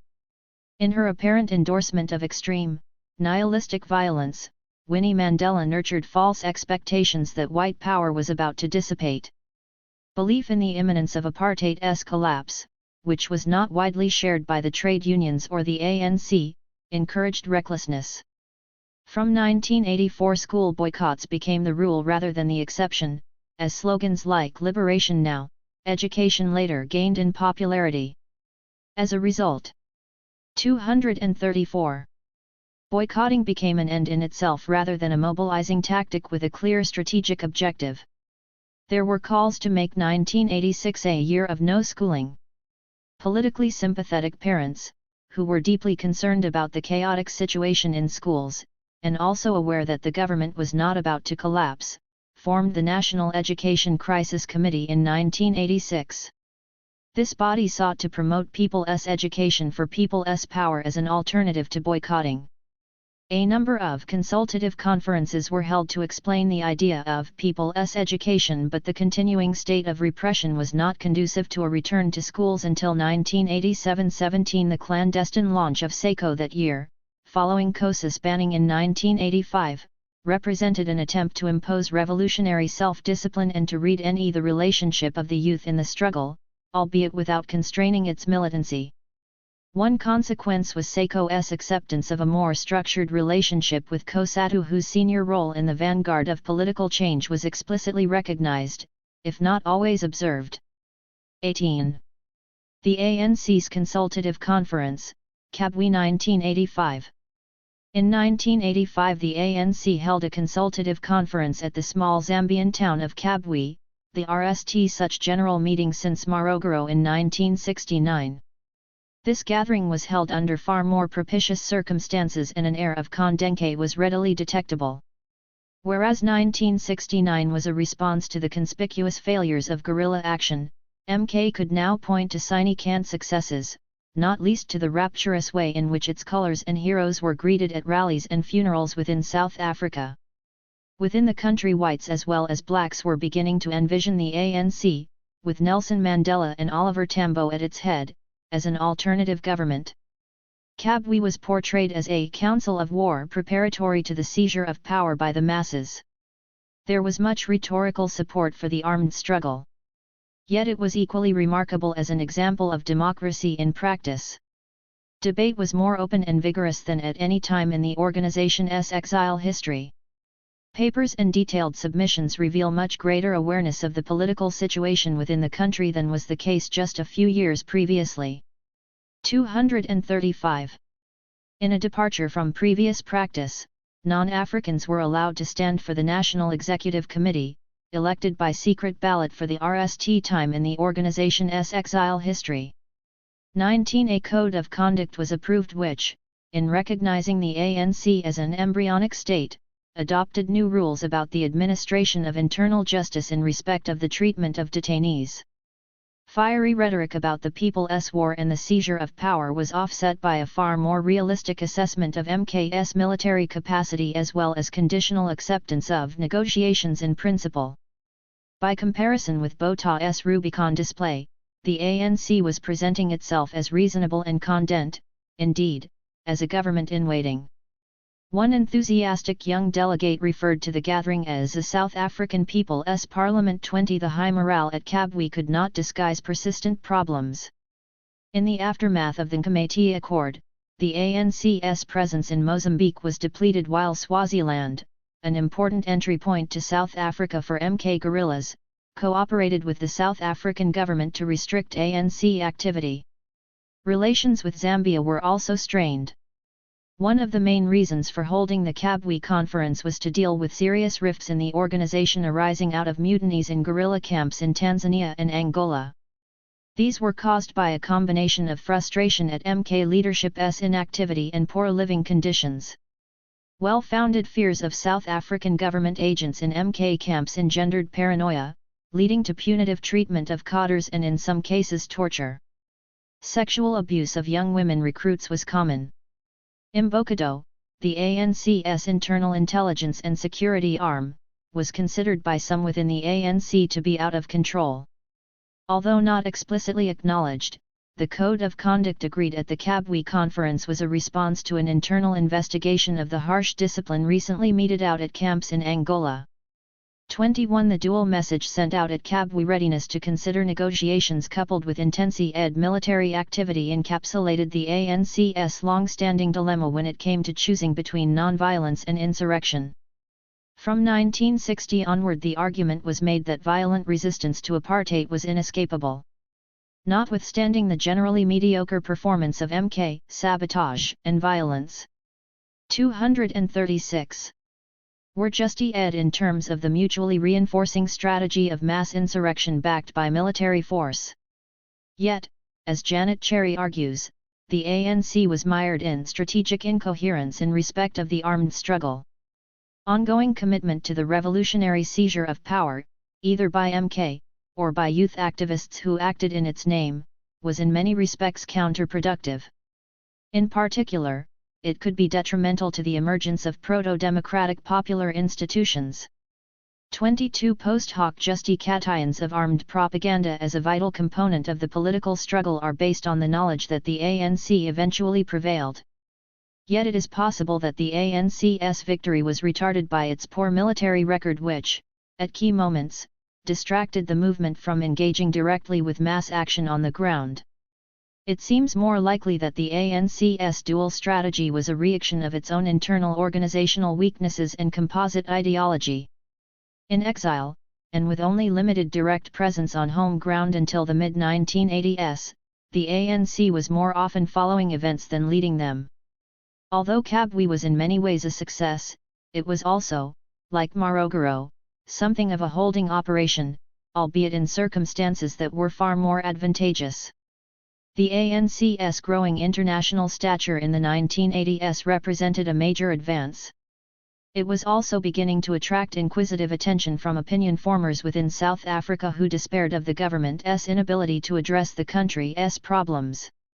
Shortly after Botha's Rubicon speech, a delegation of South African industrialists, led by Gavin Relly of the vast Anglo-American mining conglomerate, met with senior members of the ANC at Zambian President Konda's Game Lodge. It was agreed that the talks were not negotiations. Rather, they were an occasion to gain mutual understanding in order to facilitate the complete removal of apartheid. The record of the meeting noted that big business was beginning to entertain the possibility that the Botha regime may not survive and there was a need to end the middle ground. 23. Later in 1985, representatives of the opposition Progressive Federal Party, led by Frederick van Zyl Slabbert, travelled to Zambia for talks. A few months after this, Slabbert shocked the white political establishment by resigning from parliament on the grounds that the tricameral institution was fundamentally odd. 237. And irrelevant to the country's future. In his view, the new constitution merely amounted to a shift from coercive to co-optive domination. 24 That such discussions between representatives of the liberal establishment and the ANC could take place at all was a remarkable indication of a political landscape whose topography was changing fast but had yet to be mapped. Even after meeting with the ANC, Gavin Relly did not think majority rule would be seen by his own generation. In November 1985, the editor of the Cape Times ended government proscriptions against quoting banned people by publishing an interview with Oliver Tambo. Tambo indicated his willingness, under certain conditions, to negotiate with the government and gently assured white South Africans that the ANC was acting against a system, not against people. 25 This came as a welcome surprise to many whites. Up till now, the only occasions on which Tambo had been mentioned in South Africa was in connection with calls for armed struggle. It was the first time in 2 decades that the ANC had spoken, uncensored, in South Africa. Just a few months before, in February, a well-connected South African journalist, Barry Streak, travelled to Lusaka to conduct a series of interviews with ANC leaders, including Tambo. He was informed that there was not the slightest chance of direct talks between the ANC and the government. Even the unconditional release of Nelson Mandela would not be sufficient to persuade the ANC to enter into negotiations. Indeed, an intensification of the armed struggle was being considered. 26 But in April the Washington Post reported that Oliver Tambo was prepared to meet the South African government, perhaps without preconditions, and that the ANC was prepared to discuss and negotiate mechanisms to protect white rights. Van Zyl Slabbert offered to act as an intermediary between Tambo and Botha. The South African government moved to end such speculation by announcing that the ANC offer of talks was unacceptable. 27 These confusing claims and counterclaims were hesitant RST steps. We now know that the ANC as well as the government were, at the time, tentatively beginning to explore the possibility of talks. Both parties were involved in delicate balancing acts designed to keep their own militants and moderates on side. Thus, contacts were pursued by intermediaries on the basis that the principals could deny that they were taking place. 238. Some of the earliest secret exploratory contacts with the ANC began in November 1985 when Justice Minister Kobie Coetzee visited Nelson Mandela as the ANC leader recovered in hospital from prostate surgery. Coetzee had earlier developed a line of communication with Winnie Mandela, and it was as a result of a chance meeting with her that Coetzee decided to visit Mandela in hospital. 28 A pattern of rumor, kiting, hints, and denials was all part of the phase of what in retrospect appear to be talks about talks. There were certainly compelling reasons for the ANC and the government to establish some form of communication, but there was no necessity to do so, and the process was fraught with dangers for both parties.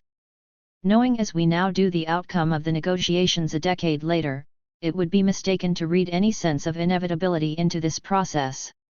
We should bear in mind that neither side had a clear overview of what was going on, let alone a clear mandate upon which to proceed. The precarious political climate was exemplified by the fate of the Commonwealth Eminent Persons Group led by 2 well-known former heads of state, Australian Malcolm Fraser and Nigerian Olusegun Obasanjo. Their task force engaged in a frenetic bout of shuttle diplomacy in southern Africa in order to establish an environment conducive to achieving a negotiated political settlement. Mandela's release was a key issue, with the ANC as well as the government insisting on preconditions that amounted to a mutual cessation of hostilities. For the ANC, a priority was the release of political prisoners in order to allow it to consult widely amongst its growing but fragmented support base. A significant breakthrough seemed possible when the EPG was permitted to meet Mandela in Pollsmoor prison. 29 government tacticians were calculating that, by allowing the incarcerated Mandela into political play, they might induce a split between him, the ANC in exile, and the anti-apartheid movement within South Africa. This stratagem might have succeeded. But government hardliners with the ear of the president were disinclined to go down this route and determined instead to take matters into their own hands. 30 On the day that the EPG was scheduled to meet with members of the Cabinet Constitutional Committee, May 19, 1986, the South African military launched a series of pre-dawn raids on targets purported to be ANC 239 bases in Zambia, Zimbabwe, and Botswana. The EPG immediately terminated its mission and issued a statement calling for the imposition of comprehensive, mandatory sanctions on South Africa. Botha's obduracy, shown rhetorically in his Rubicon speech wash Filikanramid be his violation of national sovereignty under the full gaze of international opinion. The momentum in favor of U.S. sanctions now became unstoppable. Emergency renewed. On June 12, 1986, State President Botha renewed the state of emergency on a national basis. This major escalation went significantly further than the September 1985 state of emergency. Around 8,000 people were detained over this period, more than 80% are associated with the UDF. Many others went into hiding, with leaders sheltered by sympathizers and popping up here and there for clandestine meetings. The renewed state of emergency was thoroughly planned and to a significant extent it succeeded in quelling revolt over the ensuing 12 months. During the second state of emergency, which remained in force until 1990, the state detained more than 25,000 people, perhaps more than all detentions combined since 1960. The vast majority of those incarcerated were aged under 25, many of them under 18. Community workers and trade unionists made up the next highest categories. In a departure from established practice, the government did not make full disclosure of the names and numbers of detainees. 31 The Detainees Parents Support Committee, a human rights organization formed by Max Coleman in 1981, did much of the groundwork in monitoring and analyzing detentions until it was outlawed during a fresh crackdown in 1988. There was some relaxation in government repression during the interlude between the RST and second states of emergency. Civic and youth organizations began to rebuild as activists surfaced from hiding. Botha claimed at the time that he was lifting the regulations because levels of violence in black townships were declining, though it is more likely that he was seeking to assuage foreign pressure. Detentions continued under the Internal Security Act. Nevertheless, it was during this 240 period of relative calm in 1986 that Botha's government moved to scrap the pass laws in favor of a new system of orderly urbanization. Had Botha announced the removal of this cornerstone of apartheid 3 years before, the single most hated dimension of white domination would have been a much less important factor. But in the absence of comprehensive change on black political rights, this significant departure from grand apartheid proved underwhelming. A critical failure was the government's inability to explain clearly what its reforms were intended to achieve rather than the grievances it hoped to relieve. The period 1987-9 was aptly described by the academic and activist David Webster as a state of attrition in which the prospect of a permanent state of emergency seemed a distinct possibility. 32 To a considerable extent, security forces succeeded in regaining effective control over urban townships by 1988. The UDF, along with 16 other organizations, was effectively banned in February 1988, by which time it was already significantly weakened as a campaigning force, its access to overseas funds already cut off for over a year and several layers of leadership detained or in hiding.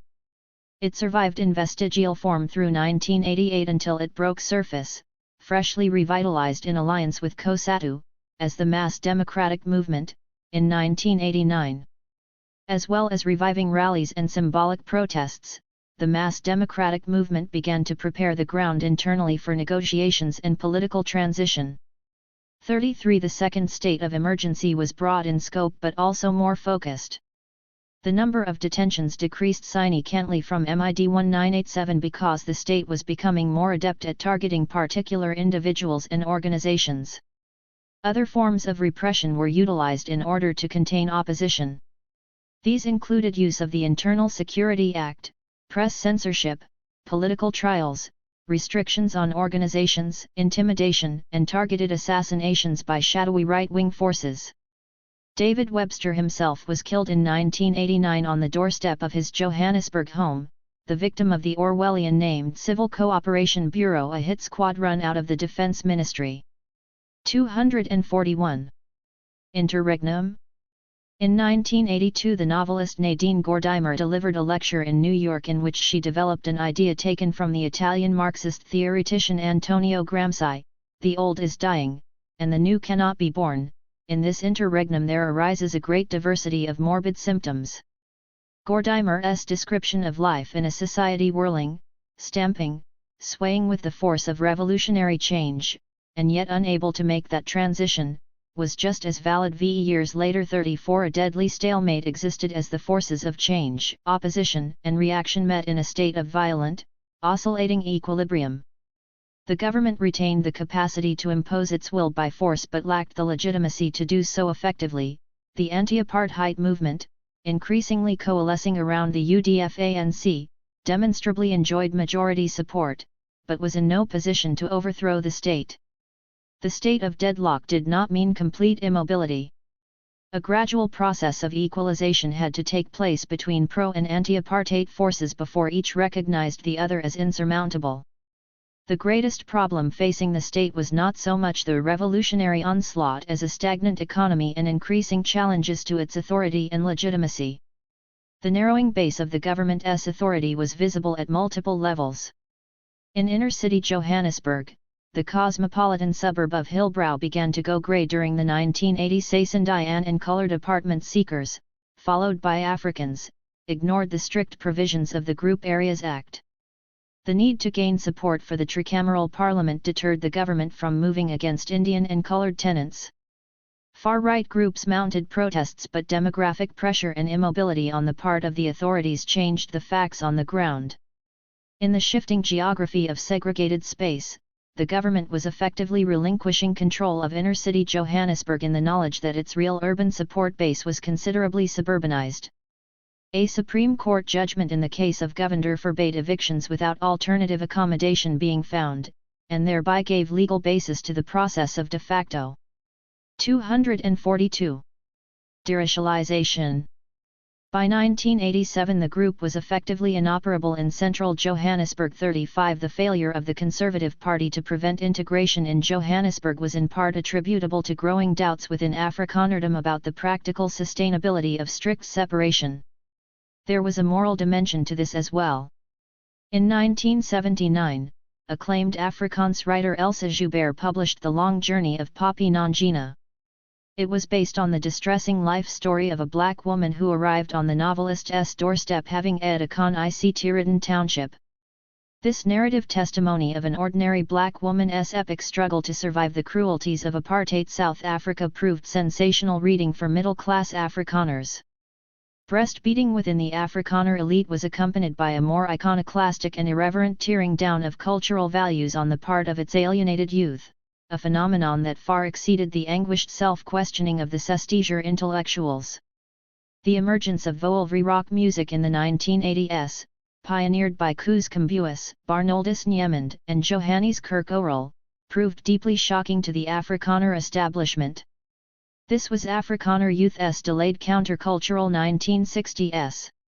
White youth, students in particular, opt to live performances at which Afrikaner icons and apartheid nostrums were derided with gritty sarcasm and earthy wit. 36. An exception to the sardonic lyrics was the ballad To Hillbrow performed by the Gare-formeerd Blues Band, which enjoined listeners to give your heart to the racially mixed suburb. A process of breaking down barriers and the erosion of the government's political authority was discernible at many different levels through the 1980s. Senior British Foreign Office of Chales met with the ANC executive in Lusaka in 1986 in spite of Margaret Thatcher's visceral opposition to the ANC. Later that year, Oliver Tambo had meetings with British Foreign Secretary Geoffrey Howe and U.S. Assistant Secretary of State for African Affairs Chester Crocker. Such meetings were an important indication of the ANC's new status as a potential government in waiting. After Gavin Relly's business-class trip to Lusaka, which was strenuously opposed by the South African government and also by Harry Oppenheimer. A number of further meetings were arranged to put the ANC in touch with of-chail South African thinking. These discrete occasions typically took the form of African safaris or genteel get-togethers in the English countryside. Open discussions with the ANC remained taboo, but other forms of informal contact were proceeding apace. Starting in 1987, Consolidated Gold Eld's public affairs manager, Michael Young, convened a series of secret meetings at Mells Park, Somerset. These involved high-ranking members of the ANC, including Thabo Mbeki and Jacob Zuma, and prominent Stellenbosch academics Sam P. Terblanche and Willie Esterhuis. A new twist to these proximity talks was added when Neil Barnard, Botha's intelligence chief, began to monitor the meetings. At the same time Barnard kept a line open to Mandela. 37 One of the most high pro-LE meetings with the ANC was arranged by Van Zyl Slabbert, of the Institute for Democratic Alternatives. 244. In Dakar in 1987. The delegation comprised 61 predominantly Afrikaans-speaking academics, artists, and professionals. Almost all found the trip revelatory. Some in this diverse group were as nervous of meeting the enemy as of incurring the label Verraes or Overbelegged.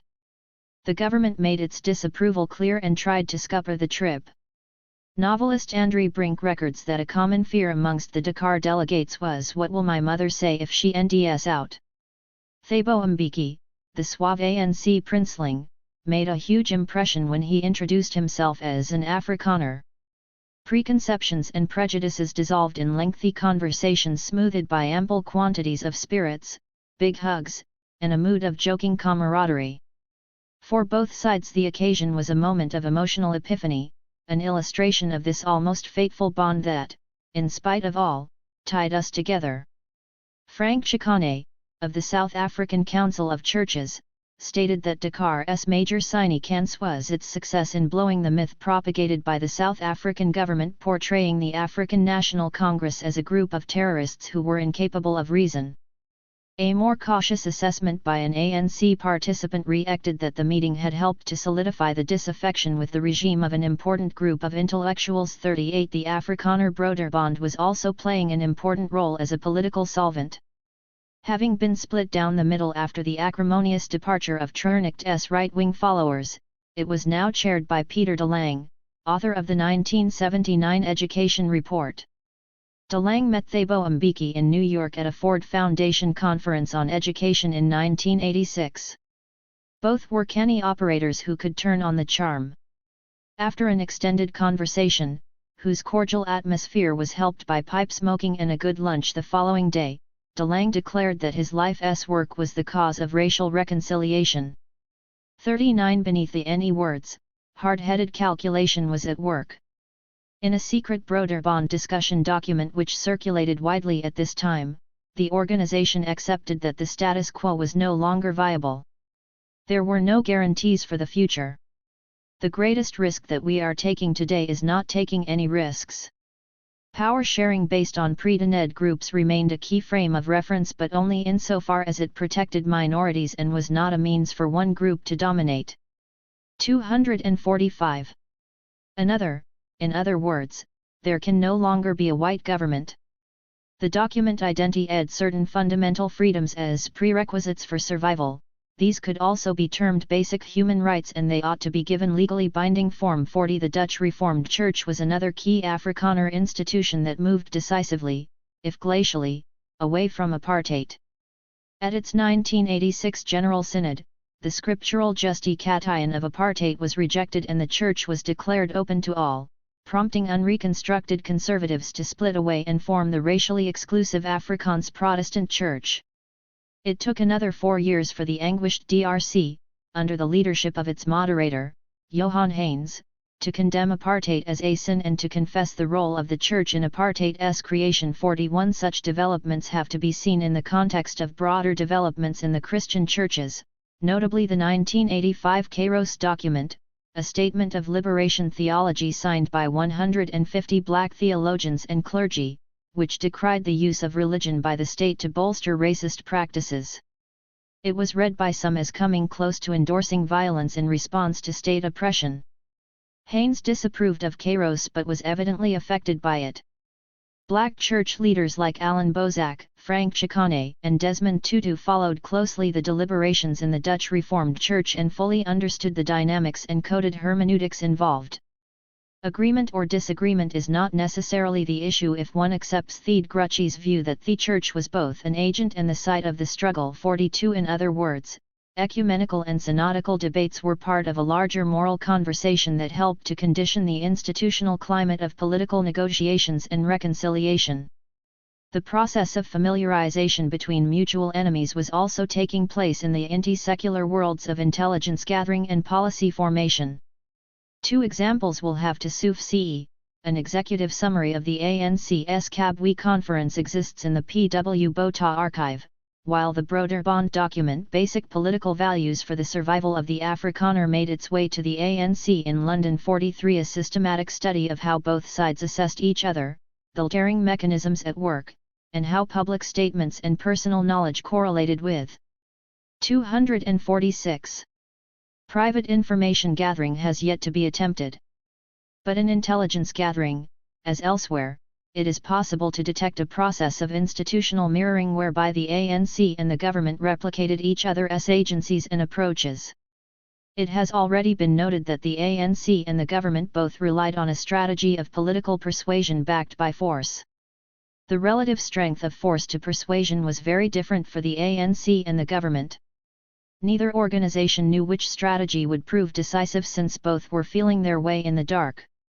Yet leaderships in both bureaucracies were careful to maintain this dual capacity, and they were ready to deploy their diplomatic and military assets as and when internal or external conditions required. A new symmetry. There is a striking symmetry in the manner by which groupings within the ANC and the government both started to think more seriously about the prospects of a negotiated settlement requiring a new constitution. In 1986, Justice Minister Kabi Coetzee instructed the government's Statutory Law Commission to consider explicit protection for group rights. It was anticipated that the commission would pronounce against individual human rights. Some speculated that the initiative was a cynical maneuver motivated by the need to head off U.S. sanctions. The Law Commission duly took extensive evidence but, to the surprise of insiders, it produced a draft Bill of Rights in 1989 that endorsed basic civic and political freedoms while RMLY rejecting the principle of racially dened group rights.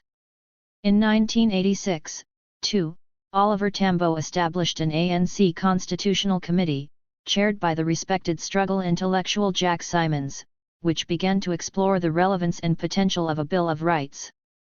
The following year the ANC National Executive endorsed the concept of a justiciable Bill of Rights based on fundamental freedoms and rights. This was given further credence by the publication in 1988 of the ANC's proposed constitutional guidelines, followed by the ANC's 1989 Harare Declaration which set out terms for negotiations with the government. It included the clause all shall enjoy universally recognized. 247. Human rights, freedoms, and civil liberties, protected under an entrenched Bill of Rights. A draft Bill of Rights was meanwhile sketched out by Albie Sachs and Kader Ismail, both independent-minded lawyers and members of the ANC Constitutional Committee. These were much-needed developments because the iconic Freedom Charter was as ambiguous about the constitutional details of a future democracy as it was about the extent to which the economy should be socialized. In style and in substance, the ANC's constitutional work marked a break with its programmatic approach to revolution while in exile, and began to reconnect the organization with its social democratic moment in the 1940s and 1950s. Constitutionalists and rights activists had to overcome a great deal of skepticism, not to say antagonism, within their own ranks. Within both the UDF and the ANC there were many who regarded a Bill of Rights as a sham form of bourgeois democracy. For its part, the government had long been ideologically opposed to the very concept of individual rights, viewing this as inimical to the tenets of Christian nationalism and the primacy of the folk. Individual rights were mistrusted since they might well be the route to majority rule in a unitary society, which would mean the effacement of white political power. 44. Up to this point, advocates of constitutionally entrenched rights came from groupings to which the ANC and the government were entirely opposed, liberal lobbying organizations and the opposition Progressive Reform Party, as well as the KwaZulu-Natal Indaba, which, in 1986, recommended a federal form of consociational government featuring a comprehensive Bill of Rights. Samuel Huntington gave general support to the idea on a visit to Natal in 1986, and was reportedly highly impressed with Buthelezi as a leader. 45. Arend Liljevaart had been part of the Buthelezi Commission, which recommended a form of regional consociationalism in 1982. The ANC was implacably opposed to any initiative with which Buthelezi was associated and suspected that the Indaba or Natal option represented an attempt to privatize apartheid. The government, while strongly interested in the principle of consociationalism, was likewise suspicious of a constitutional initiative driven by a homeland leader and self-appointed liberal experts in Anglophone Natal. 248. The government and the ANC were also mutually wary of U.S. foreign policy which, under the Reagan and especially the Carter administrations, increasingly pushed a human rights agenda.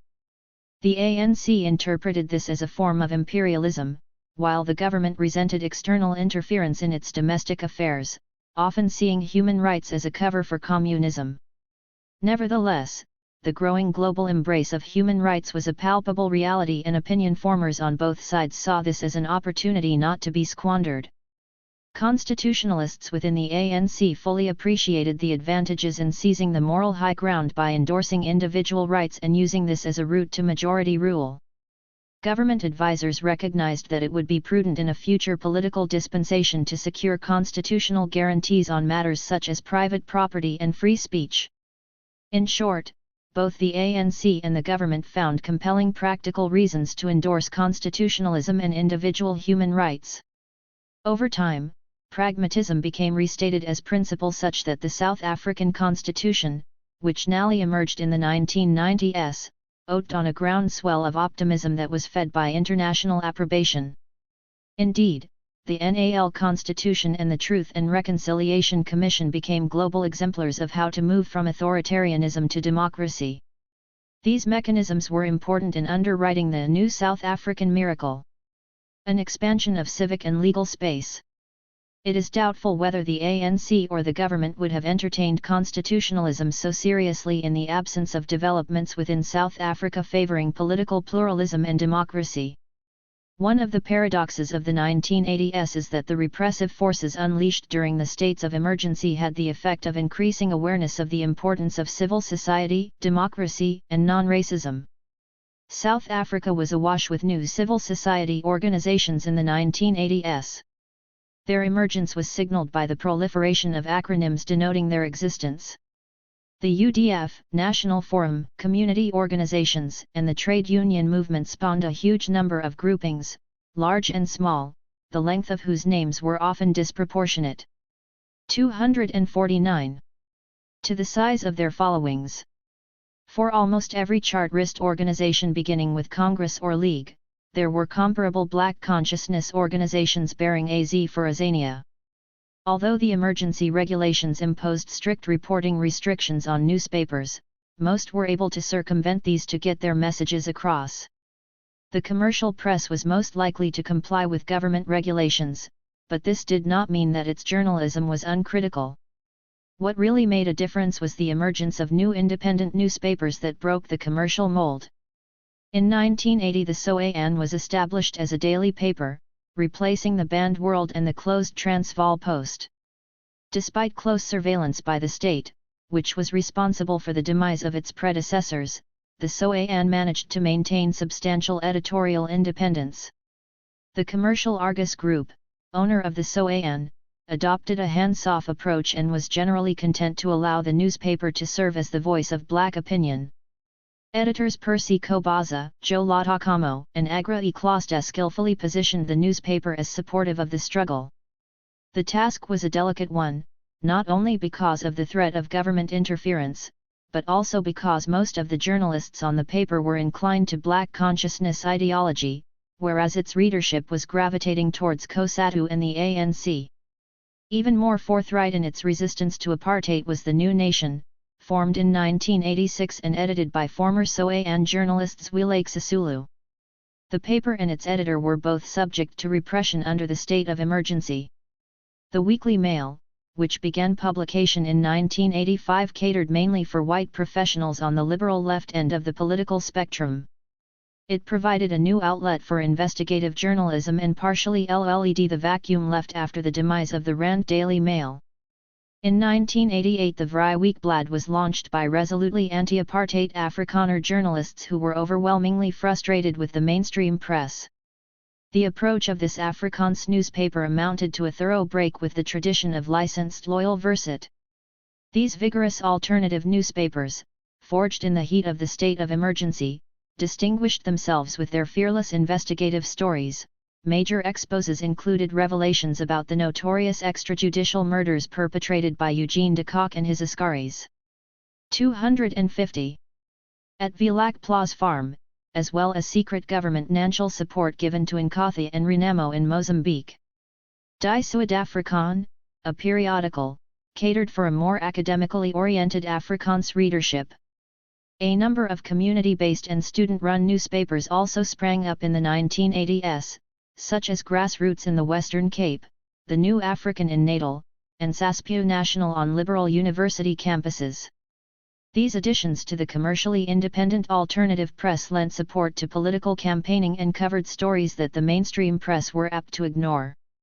The government's monopoly of the airwaves was broken in 1979 by Capital Radio, followed by Radio 702, which broadcast from the Transkei and Bophuthatswana.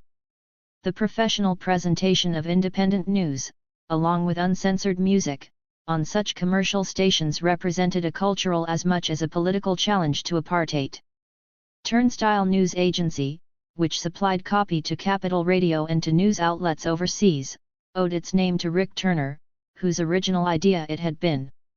46. The operation of the law was severely deformed during the apartheid era as authoritarian rule by law replaced the rule of law.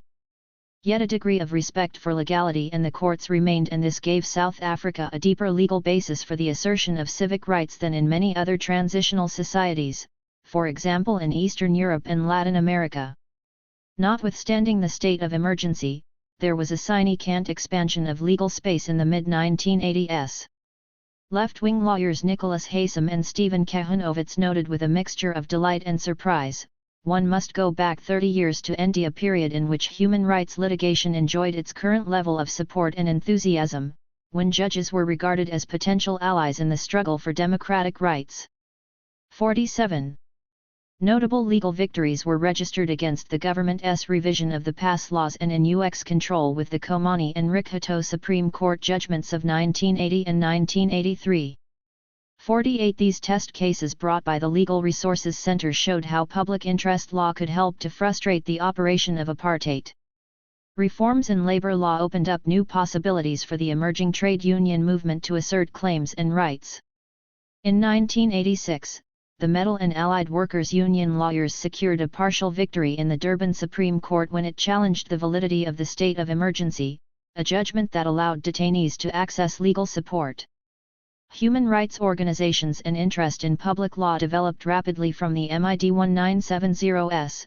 By the 1980s their reach was extending into the academic heartlands of conservative Afrikanerdom. One reason for the success enjoyed by human rights lawyers was a new willingness by judges to defend the institution of the law against a government patently lacking in legitimacy. Growing interest in a Bill of Rights within the wider legal fraternity was another important factor disposing judges to exercise greater judicial autonomy. 49. A striking feature of the second state of emergency was the determination of the government to use the courts. There were no less than 8 treason trials and nearly 100 political trials in 1986. Remarkably, the conviction rate was low, 3/4 of cases that year concluding in acquittal or with cases withdrawn. 50 political trials had long been used by the apartheid state as a strategy to discredit its opponents and remove leaders from circulation, just as anti-apartheid activists used such occasions as a platform to air their views. In 1985 the state arrested and charged with treason leading UDFers at major show trials staged at Pietermaritzburg and Delmas. Amongst the defendants were Terror Lekota, Popo Molf, and Moschakane. The state's intention was to incapacitate the organization and delegitimize it by proving that the UDF behaved as the internal wing of the ANC and was responsible for fomenting violence. The Pietermaritzburg treason trial collapsed in 1986. In the long-running Delmas case, Leketa and Molf were convicted in identi-ed by the judge as part of the conspiratorial core inside the UDF Appel 51, but the verdict was overturned on appeal in 1989.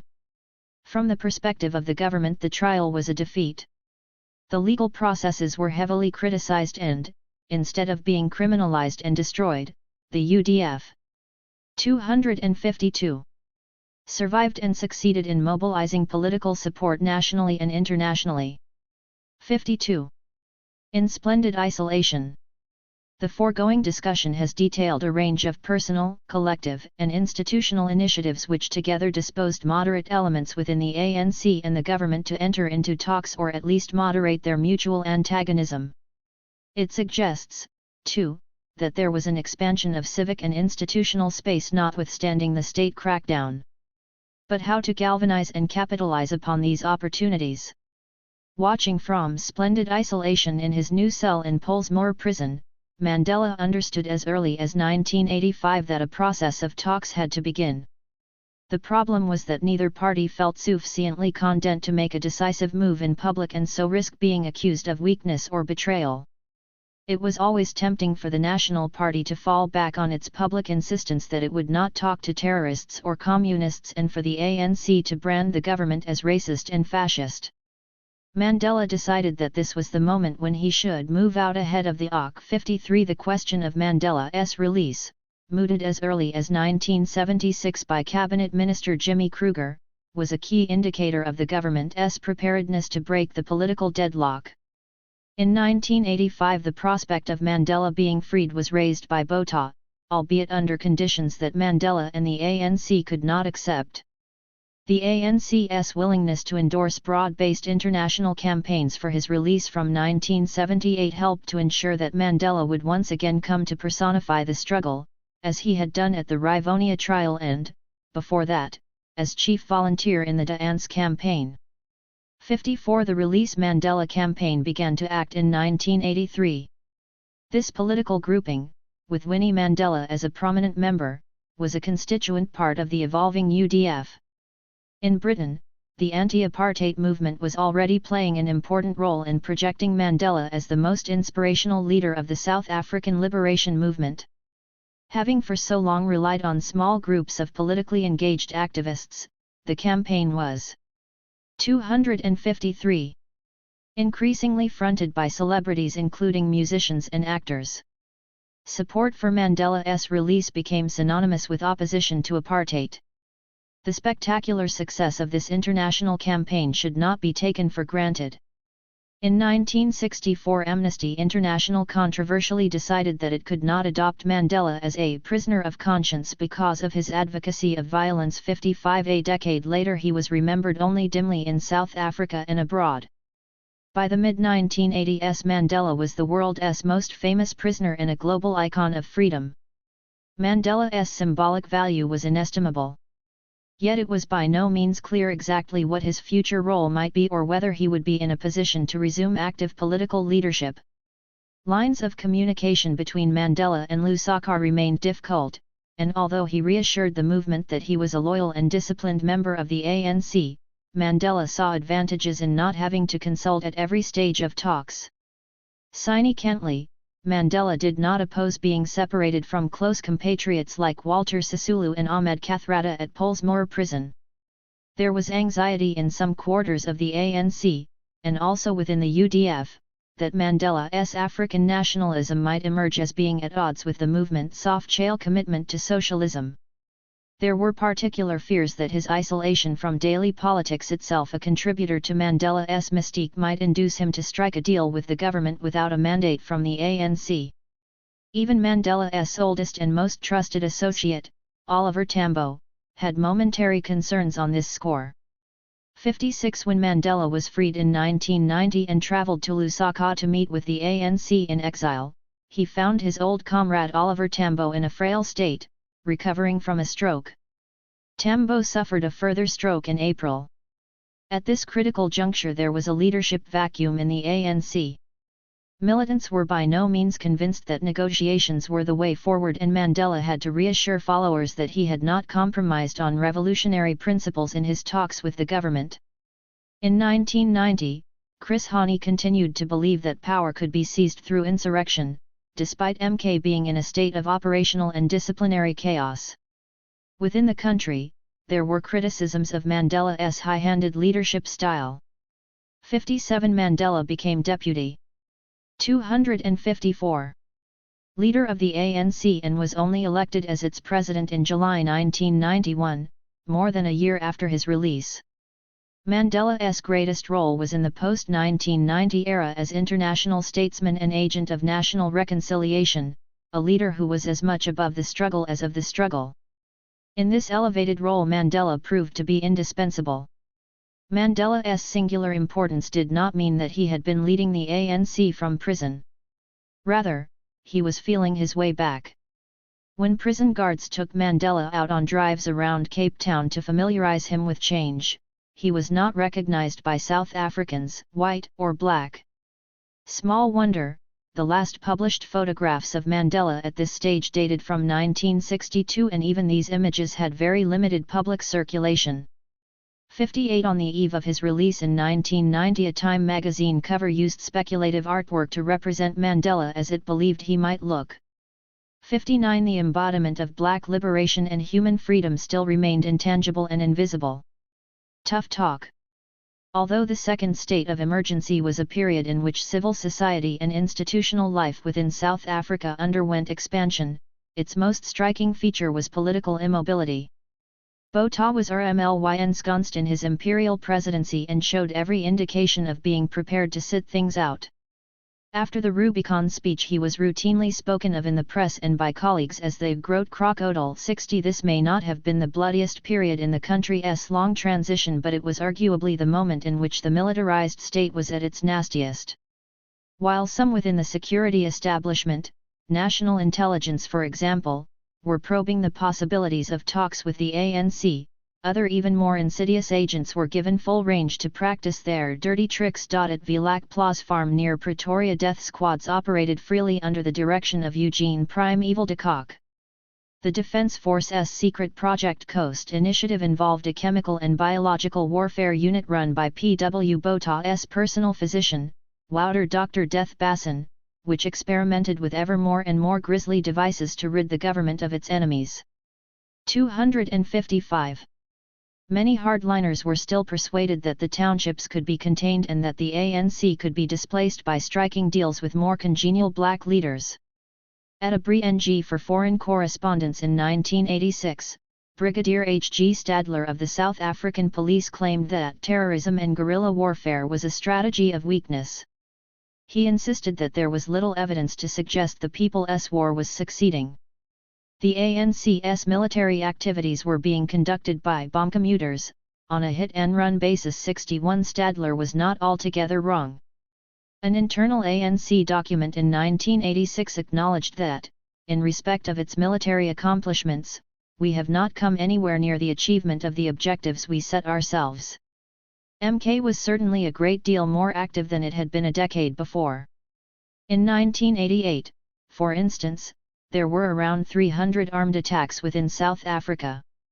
A new MK initiative, Operation Vula, sought to create a more permanent underground network within the country. Yet, as Lodge concludes, even at its peak Umkhonto scarcely represented a serious threat to South African security. 62 Brigadier Stadler's insistence that counter-terrorism measures were defeating the People's War overlooked the fact that MK wannabes in the townships, using improvised weapons and techniques, continued to sustain a revolutionary climate. 63 At a meeting with the ANC at Henley in England in 1987, the Stellenbosch academic Willie Breidenbach offered a more subtle version of the ANC's military threat. The Securocrats, he reported, were of the view that political stability required 20% coercion and 80% political solution. The political component involved co-optation through reforms, or recognition of the ANC as the principal actor in a negotiating process. Negotiations were possible precisely because of the government's success in curbing mass mobilization and alternative structures. Indeed, the ANC would have to negotiate because it was deploying its weakest armed struggle against the regime at its strongest point. Lacking the ideological emotionalism of politicians, securocrats were far more amenable to negotiation than members of Parliament. 64 The government's greatest weakness was its lack of political legitimacy. At the 1987 general election, the National Party, campaigning on the basis that it alone could preserve law and order, actually increased its majority and share of the vote. But the Conservative Party made gains and 256 displaced the Progressive Federal Party as the of-chail opposition. The position of the ultra-conservatives was bolstered by the Afrikaner Volkswag, created in 1984 as an umbrella cultural organization, and led by Karel Boshoff, who chaired the Broederbond until the split of the previous year. On the far right, Eugene Terblanche's neo-fascist paramilitary organization, the Afrikaner Weerstandsbeweging, held rallies threatening apocalypse. Terblanche's was undoubtedly exaggerated by his outsized personality and his photogenic appeal to audiences who were at once fascinated and appalled by his bellicose Spoor-on-Commando performances. Boshoff and Treurnicht were experienced politicians with cooler heads. Although their hopes that Afrikanerdom could return to the days of Verwoerd were the stuff of fantasy, it was dangerous to write them off as irrelevant. By extension, it was perilous to ignore the continuing salience of white politics, as many on the political left affected to do. 65 At one level, the spectre of right-wing emotionalism played into the hands of the government by allowing Botha to present the National Party as a voice of reason, though his obstinacy and tirades militated against this. The 1987 election also revealed that the National Party itself was in deep disarray. A small group of high pro-Le Verlig reformists followed Wijnand Malen out of the National Party and congregated in a new grouping, the Independent Movement. These defections weakened Botha's grip on his own base in the Cape, while the Conservative Party carved great holes in its Transvaal strongholds. The embattled leader of the Transvaal Nationalists, F.W. de Klerk, was ending it hard to stem the drift to the right, and needed to burnish his credentials as a conservative. As a pragmatist, however, de Klerk was painfully aware that government policy was on the rocks. 66 But this did not disclose which direction the ship of state should move in order to free itself. A 1988 opinion survey calculated that 93% of Conservative and National Party supporters favored intensive security action against the ANC, while only 23% of National Party voters thought negotiations with the ANC were important. 67. Political violence. Ongoing political violence made the prospect of a negotiated political transition at once more urgent and less likely. To the question as to 257. Whether change would come through peaceful evolution or violent revolution, Van Zyl Slabbert answered in 1986 that neither presented real possibilities. We are caught up in a process of violent evolution in which the only choice is more, or less, violence before and if we resolve our conists. 68 A great deal hung on the if. Of the 5,000 or more people killed in political violence between 1984 and 1990, only around 10% were members of the state security forces or the armed wings of the liberation movements. 69 This meant that the vast majority of fatalities occurred not directly in the war against apartheid, but rather as a result of internecine strife in black townships where responsibility for killing was often difficult to ascertain. A depressing daily drip feed of newspaper reports detailed grisly incidents in which small groups or individuals died in clashes between MPs and comrades, in feuding between opposition groups, as a result of bomb attacks, or at the hands of the security forces. In the second half of the 1980s, around 80% of deaths attributable to political violence occurred in Natal. In 1989, the worst year for political fatalities to date, 90% of the 1,400 recorded deaths took place in that province.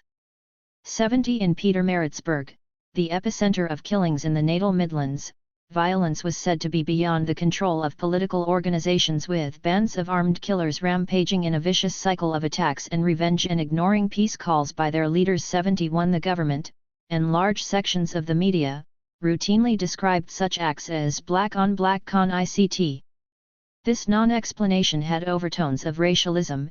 It suggested that the violence was somehow an expression of atavistic tribal instincts and that clashes between supporters of Inkatha and the ANC could be explained in terms of an ancient rivalry between Zulus and Xhosas. According to the same logic, only the government was capable of maintaining order, and any future political dispensation that did not take account of ethnic constituencies would be plagued by con-ICT. By 1990 the situation was so serious that even the government was beginning to acknowledge that the con-ICT around Pietermaritzburg was no mere tribal infraction but was taking on the dimensions of a regional civil war. 72 opposition leaders blamed the government for stoking the violence through its shadowy third force, which was indeed an important 258 contributory factor. More fundamentally, apartheid was the cause because it was a system of structural violence rooted in dispossession, social inequality, ethnic division, and minority power. In franchising out its monopoly of violence to surrogate groups, the state was hoping to weaken the ANC and demonstrate that other black leaders, especially those in homelands like KwaZulu, deserved recognition in any future negotiations. For many years apartheid succeeded in constraining the violence that its strategy of ethnic division was helping to foment. As its repressive power waned, so the potential for ethnic violence grew. When this became a reality, the state tried to use the state of unrest and disorder to its own advantage. But the endemic climate of violence weakened the government's claim to be in control, undermined the economy, and exacerbated splits within its own ranks. The con-ICT between Inkatha and the ANC was sustained by the fact that Buthelezi could make plausible claims to be a national leader. The fact that he was not nearly so pliable as some other homeland chief ministers lent him some credibility as an anti-apartheid guru. Supporters argued that he could destroy apartheid from within, whereas antagonists charged him with being a stooge of Pretoria. Whatever one's view on this, and the arguments are complex, Buthelezi and Inkatha were visible reminders that apartheid's dissolution required more than the defeat or removal from power of a white minority regime. Inkatha's brinkmanship in respect to participation in the 1994 election became the single greatest threat to peaceful political transition. So serious was the threat that it impelled moderates in the ANC and the government, who shared a determination to forestall a bloodbath, to talk together as senior negotiating partners. The system continued to function because it managed to co-opt a very substantial degree of compliance from blacks whose own livelihoods depended on its patronage and survival. Notwithstanding violent attacks on government collaborators, the state was always able to recruit blacks to enforce its will throughout the apartheid period. Sociologist Michael Savage calculated that the South African political system, including the homelands, spawned no less than 3 houses of parliaments and 10 legislative assemblies comprising 270 members, as well as 121 ministers and 151 government departments. Presiding over these were 11 presidents. 259. Or prime/chief ministers. All of this was not cheap to run. In Savage's estimation, between 10% and 21% of South Africa's budget in 1985-6 was directed to maintaining and policing the apartheid system. Ending apartheid would liberate considerable economic resources and provide very substantial scope for redistribution. 73. Yet it was also the case that a lot of people had a direct stake in the status quo because each of the 10 homelands had very substantial numbers of civil servants. As the future of these patronage networks became more uncertain, so violence and instability increased. On the occasion of Transkeian independence in 1975, journalist Donald Woods described the Homeland Policy as a girdle of political rebreaks to contain the Bush residential of independence. 74. This was no doubt the government's intention. Yet, as Tim Gibbs shows, rather than acting as a breakpoint that unmoored African nationalism from its rural roots, some ANC leaders maintained connections with Bantustan leaders through the 1970s. Mandela's willingness to maintain contact with Transkei's collaborationist Paramount Chief Kaiser Matanzima, a kinsman and old student friend, is a case in point. When Bantu Holomisa mounted a coup in the Transkei in 1987, senior ANC and Communist Party leader Chris Hani was fully prepared to take advantage of the support offered by Holomisa. Thereafter, the Transkei became an important stepping stone for the ANC back into South Africa 75 in Kwandebele and in Sekhukhune. 2. The ANC maintained an ongoing underground presence. Enos Mabuza, chief minister of the tiny Isiswazi-speaking homeland of Kongwane, led a delegation to meet with Oliver Tambo in Lusaka in 1986, thus making clear his general support for the ANC and the UDF. This respect was reciprocated, in stark contrast to the Congress movement's attitude to Buthelezi. 76. Unlike other tribal homelands, Kongwane continued to why the South African AG so as to reiterate its rejection of Bantustan independence. As the likelihood of political transition became greater, so latent forces in Bantustan politics revived or took on new life. The emergence of the Congress of Traditional Leaders of South Africa as a national organization in 1989 provided an institutional forum for chiefs and indunas whose sympathies lay with the UDF and the ANC. Their espousal of 260. Progressive rural leadership was a reminder that Pretoria had never fully succeeded in capturing tribalism for its own purposes. Equally, it signaled that the politics of state patronage were shifting in anticipation of a change of government. Pretoria's hold on the levers of power at the margins weakened even further in the febrile post-1990 period. And with unpredictable results. In 1992, an ANC-led march on the Siskian capital, Bisho, which had been designed to bounce the homeland back into South Africa, resulted in a massacre of ANC supporters by the Ciskei Defence Force. Conversely, in 1994, the Bafuthabantu government's invitation to the right-wing Afrikaner Volksfront to help in its defense against striking civil servants encouraged the intervention of a fascist rabble led by Eugene Terblanche. TV cameras showed the summary execution of 3 of these deluded adventurers by a member of the Bafuthabantu police force who shouted, "Who do you think you are? What are you doing in my country?" The dramatic act of rooting fascist white extremists, engaged in an unlikely defense of a homeland leader, paved the way to the Bantustan's reincorporation into South Africa and helped to advance a negotiated settlement between the ANC and the government. Tipping the balance. Amongst academic observers and journalists there was a broad view in the 1980s that the crisis in South Africa was moving into a terminal phase but no clear view as to how it would end, or what would follow. Superficially at least, the government seemed to be more secure in the second state of emergency than it was during the preceding one. In 1987 the left-wing political analyst Mark Swilling concluded, "The oppressed majority do not possess the organizational capacity, political power, or coercive strength to overthrow the state. Nor does the state have the ideological or political resources required to re-establish its dominance without coercion." 77 The journalist Roger Oman thought that negotiation, from the perspective of early 1987, seems an unlikely possibility. The cost of civil unrest was not yet too high for the country's security. 261. Budget, sanctions had not yet proven themselves, and there was a lowering of expectation that Nelson Mandela would be freed. 78 2 years later, leading historians Shula Marks and Stanley Trepido concluded that South Africa has reached an oppressive stalemate with the government unable to satisfy popular aspirations and the regime unlikely to be toppled by insurrection or through ungovernability. 79 Howard Barrell, an expert on the ANC, concurred. Although the possibility of a negotiated settlement could not be excluded, talks might stretch inconclusively over many years with much blood owing in the meantime. 80 Van Zyl Slabbert was more optimistic. In August 1988 he analyzed soberly the prospects for multi-party negotiations and what they might entail. A year later, with F.W. de Klerk installed as state president, Slabbert could not imagine an international, regional, and domestic environment more conducive to successful negotiations than that which he has inherited. 81. Breakthrough.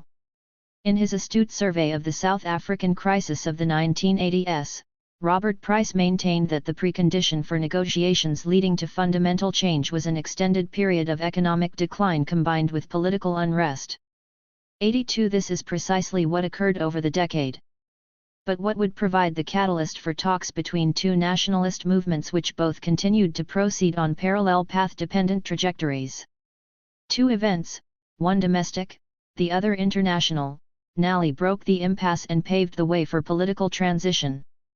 In January 1989, P.W. Botha suffered a second stroke. He was persuaded to step down as leader of the National Party, though he clung on to the state presidency, leaving doubt as to where real executive power lay. In elections for party leader F.W. de Klerk, leader of the Transvaal Nationalists, narrowly won after several rounds of voting by the parliamentary caucus.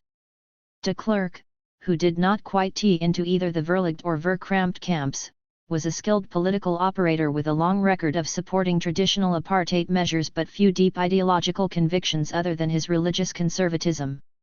83 He moved decisively to establish his authority and eventually forced Botha to step 262 down with the support of party leaders. In August, de Klerk succeeded Botha as state president. 84 He called a general election in September. The National Party lost significant ground both to the Conservative Party and the Liberal Democratic Party. It was the government's poorest electoral performance since coming to power in 1948, yet the government could still rely on its overall majority of 21 seats and claim a mandate for change by aggregating its own support with that of the Democratic Party.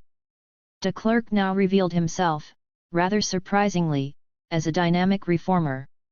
He drew on his political capital as a conservative in order to persuade reactionaries in his own cabinet to follow his lead or at least not to block him. Barely suppressed hostility against Botha in the parliamentary party gave de Klerk a window of opportunity to set a new tone. 85 One of his RST acts as president was to prohibit the use of the Sjambok whip, that potent symbol of rural disciplinary power and police brutality, for purposes of crowd control. Another portent of change was de Klerk's decision, under some pressure, to permit a big march of over 20,000 people, led by Bishop Tutu and other church leaders, to proceed through central Cape Town. De Klerk said, "The door to a new South Africa is open. It is not necessary to batter it down. I want to appeal to those involved to encourage their leaders to come to the negotiating table." 86 De Klerk moved swiftly to dismantle the national security management system and to restore cabinet government. That he was able to do so with only grumbling resignation from the Securocrats demonstrated that the creeping coup which allegedly took place under Botha was reversible. Here, de Klerk proved able to capitalize on resentment within the civil administration against the encroachment of the military, as well as Botha's autocratic style of government. Equally important, it was clear to many in government that the hardliners had run out of ideas. The Army's inability to overcome the combined Cuban and Angolan forces at the Battle of Quitoque-Uanaval in 1988 led to a crisis of morale within the South African Defence Force and weakened the position of Pretoria's Securocrats. The claim that Quitoque-Uanaval was a military defeat for South Africa is an exaggeration, but it is certainly true that accounts of the battle helped to demystify white power. By so doing, it provided inspiration to the liberation movements. 263. In a speech delivered in Cuba in 1991, Nelson Mandela reacted that the decisive defeat of the aggressive apartheid forces destroyed the myth of the invincibility of the white oppressor and paved the way to Namibian independence. 87 The military reverse in Angola was certainly a decisive factor in persuading South Africa Nali to accept Namibian independence, following the Angola-Namibia Accords signed in New York in 1988 and Sam Nujoma's installation as Namibian president in 1990. Namibia's new liberal democratic constitution showed South Africa's leaders what could be accomplished through negotiations. 88 The single most transforming event was the fall of the Berlin Wall in November 1989 and the ensuing swift collapse of communist rule in Eastern Europe. At a stroke, a key factor underpinning National Party rule in South Africa, the threat of Soviet expansionism in southern Africa, was removed. Fear of communism had been an obsessive preoccupation for P.W. Botha and his acolytes, as his personal archives show all too clearly. The political solution in Namibia, which involved the withdrawal of Cuban troops from Angola from January 1989, offered further proof that international communism presented no credible threat. 89. Moreover, the end of Soviet communism deprived MK of military aid from countries like East Germany, upon which it was reliant. Soviet President Gorbachev's bold political moves may well have influenced de Klerk too. Like Gorbachev, de Klerk hoped that by seizing political opportunities and introducing rapid reforms it might be possible to outmaneuver opponents and preserve the core of the existing system. P.W. Botha had tried to do the same a decade earlier. De Klerk was alert to the possibilities as well as the pitfalls of this approach. He was reported to have told associates at an informal gathering in 1988 that he had jumped the gap 90 in his autobiography.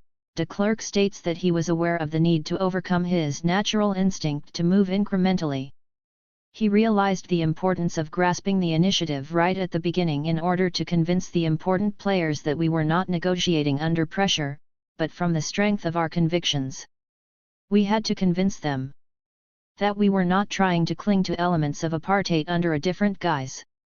91. 264. The RST part of this statement, that de Klerk moved far faster than political habit would have suggested, is more plausible than the second. In 1990, de Klerk had no intention of negotiating himself out of power. Rather, he gambled that there was now a unique opportunity to initiate a process which stood the best possible chance of preserving important aspects of white power and privilege. In this, he miscalculated, just as Gorbachev had done in respect of perestroika and glasnost. Processes of structural reforms could not easily be halted once they were initiated. The law of unintended consequences applied to South Africa as well as the Soviet Union. De Klerk certainly put the anti-apartheid movement off balance on the occasion of the opening of Parliament on February 2, 1990 speech. He dramatically announced the unbanning of all political organizations, including the ANC, PAC, and the Communist Party, as well as the release of political prisoners, including Nelson Mandela. He committed the government to the negotiation of a new constitutional order. And for good measure he announced a moratorium on the death penalty. De Klerk's speech was calculated to stun the world and it succeeded in doing so, catching the ANC and the mass democratic movement off guard as well. Mindful of Botha's Rubicon disaster, it was professionally news-managed so as to maximize coverage but minimize expectations. The outline was presented to the cabinet under strict conditions of secrecy and there were no leaks beforehand. Journalists were given prior sight of the speech though only under a strictly policed embargo. Alistair Sparks, ex-editor of the Rand Daily Mail, was one of these. Flipping through the pages, he remarked to his Washington Post colleague David Ottaway, "My God, he's done it all." De Klerk personally teased interest by, for example, ringing up the British ambassador Robin Renwick on the eve of his address to assure him that Mrs. Thatcher would not be disappointed. 92. De Klerk's speech was certainly more surprising in its content and showmanship than the one that Mandela delivered on the Grand Parade in central Cape Town on February 11, the day of his release. In this somewhat staid performance, reading passages that had been written in formulaic struggle prose by committee, Mandela reassured supporters that he remained a loyal, disciplined member of the ANC. He reiterated 265. Its determination to intensify the struggle, including by force of arms. This important message was primarily directed to his domestic constituency. Only the next day, in the gardens of Bishop Tutu Softshale residence in Bishop's Court, did Mandela begin to reveal the humane, conciliatory, and charismatic personality for which he is justly famed. 93. Mandela's halting performance on the day of his release was soon forgotten. What remain in public memory are the dramatic images of his leaving Victor Verster prison after 27 years of incarceration, hand in hand with Winnie Mandela, ashing the ANC's clenched ST salute. The mass ranks of television cameras from around the world struggled for a moment to locate him, partly because he emerged later than expected but mostly because so few were familiar with what he looked like. Mandela's march to freedom proceeded in the brilliant sunshine and saturated colors of the High Cape summer. History, myth, and deliverance combined to make this theatrical moment one of the world's great global spectacles. No one could know what the immediate future held. But nor could anyone doubt that the epoch of white minority power in South Africa was very nearly over. 266. Chapter 9. Denouement. Or perhaps not. 6 months after Mandela's release, the highly regarded historian George Frederickson surveyed the South African political landscape for the New York Review of Books. He described the difficult choices faced by Mandela and the ANC leadership as the following: if the liberation movement was to sacrifice long-standing objectives in pursuit of power, it risked estranging militants who remained committed to the idea that power could only come from the barrel of a gun, yet without moderation, the ANC would be unable to achieve the compromise with the government that was a precondition for a new constitution. Turning to the government's position, Frederickson thought it unlikely that de Klerk would agree to move directly to one person one vote. To do so would be to lose the support of most whites, allow the Conservative Party to come to power on a platform of reinstating apartheid, and make civil war virtually inevitable. Realizing a non-racial South Africa therefore amounted to a balancing act that depended enormously on Mandela's personal powers of persuasion and commanding presence. There is simply no one else who could conceivably do it. These predictions were probably on the pessimistic side. Frederickson overestimated the capacity of militants within the ANC alliance to seize power, and he surely underestimated the scale of the shift in white politics, including de Klerk's willingness to endorse a universal franchise. 2. With Tambo incapacitated, and Mandela not yet confirmed as the undisputed. 267. Leader of the ANC, it was by no means a foregone conclusion that Mandela's commanding presence was sufficient to unify the ANC and the different elements of the mass democratic movement.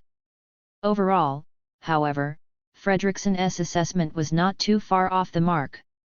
It took 4 years for the process of political transition to take place, culminating in South Africa's RST non-racial democratic election and the victory of the ANC with Mandela as the country's president. The inauguration ceremony, on May 10, 1994, was witnessed by an audience of 100,000 assembled below the Union buildings, together with all the world's great and good. It was a spectacle that could scarcely have been imagined in 1990. Not a few people wondered whether the low-yinkter jets spewing out the colours of the new South Africa in ostentatious vapour trails might instead strafe the exultant crowds with bullets or worse. In a speech whose mixture of emotion and solemn dignity was fully equal to the enormity of the moment, Mandela proclaimed the birth of a rainbow nation at peace with itself and the world. 3. Hugo Young of The Guardian newspaper accurately predicted in 1990 that it would take up to 4 years for negotiations to reach agreement or not. It will be one of the most protracted and intensive parleys of modern times. For consensus had to be sought not only between the principal parties contending for power, but within those groups too. The ANC, catapulted from liberation movement to government in waiting, had much to resolve within its own dispersed and disparate ranks. Would the ANC remain committed to nationalization and socialism, as Mandela appeared to promise on his release from prison? Who would sit at the negotiating table? Would those parties and groupings inclined to wreck the talks be able to prevail? Could the daily toll of politically related deaths be slowed down? The period of transition was the most turbulent in the country's already deeply fractious history. This had everything to do with the prevailing climate of political uncertainty and the withdrawal of constraints that characterized 40 years of authoritarian rule. In the 6 years leading up to 1990, around 5,000 people died as a result of political violence. Between 1990 and 1994, 3 times more people were killed. These statistics were an accurate reaction of the government's fragmenting authority and the political vacuum that emerged in consequence. 268. Confrontation between Inkatha and the ANC accounted for the vast majority of these deaths.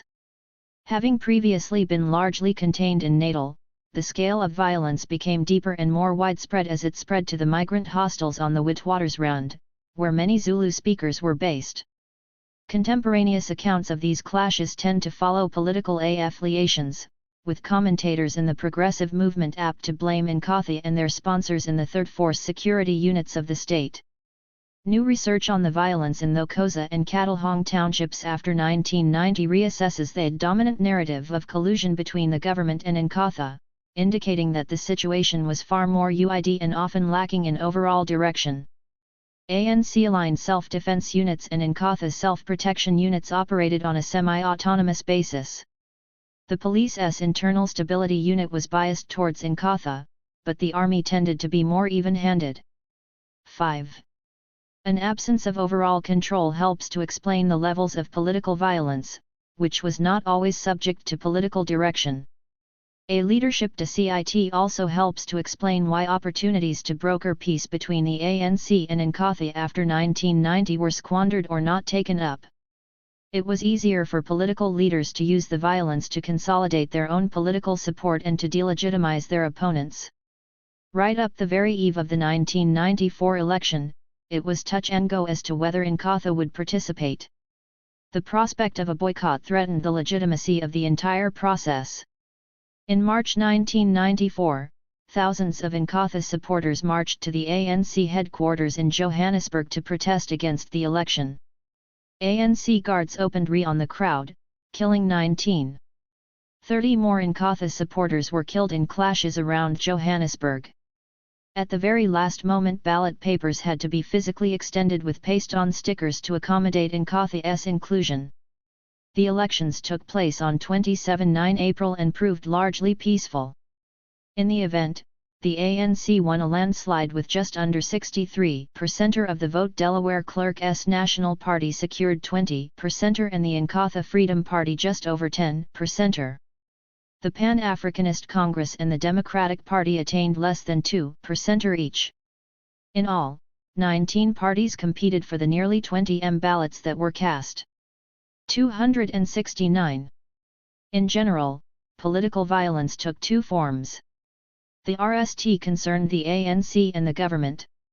Such violence tended to be perpetrated by proxies because both parties recognized the other's indispensable role in the transition and realized that direct, authorized confrontation carried serious dangers. It was to the advantage of the two leading contenders to weaken the other. But it would be mistaken to assume that either side was fully in control of those forces which acted on their behalf. The government's third force was active in using Inkatha to weaken the ANC as part of a strategy to weaken its principal opponent's position at the bargaining table. For its part, the ANC targeted the regime at its perceived weak points, notably, the homeland governments where the liberation movements could count on local support. The ANC authorized a clandestine military initiative, Operation Vula, to strengthen its underground capacity within the country. Vula may have been the most sophisticated ELD operation in MK's history, yet its accomplishments could not belie the rapid decline in MK capacity and effectiveness since 1989. When Vula's existence was exposed in 1990 by the security services, the government castigated the ANC for its lack of commitment to a peaceful settlement and made the most of the fact that Vula was dominated by Communist Party members. The ANC countered that Vula was merely designed as an insurance policy and was not a substitute for talks. 6. Another source of violence came from fringe parties on the left and the right who were anxious to improve their visibility and bargaining power and, failing this, sought to wreck the negotiations. With the lifting of restrictions on political organizations, the PAC re-emerged into the open. Its armed wing, the Azanian People's Liberation Army, mounted nearly 150 operations in 1993, the so-called Year of the Great Storm. Many of APLA's victims were farmers and farm workers. Civilians were also targeted in urban areas, including worshippers at a church service in Cape Town.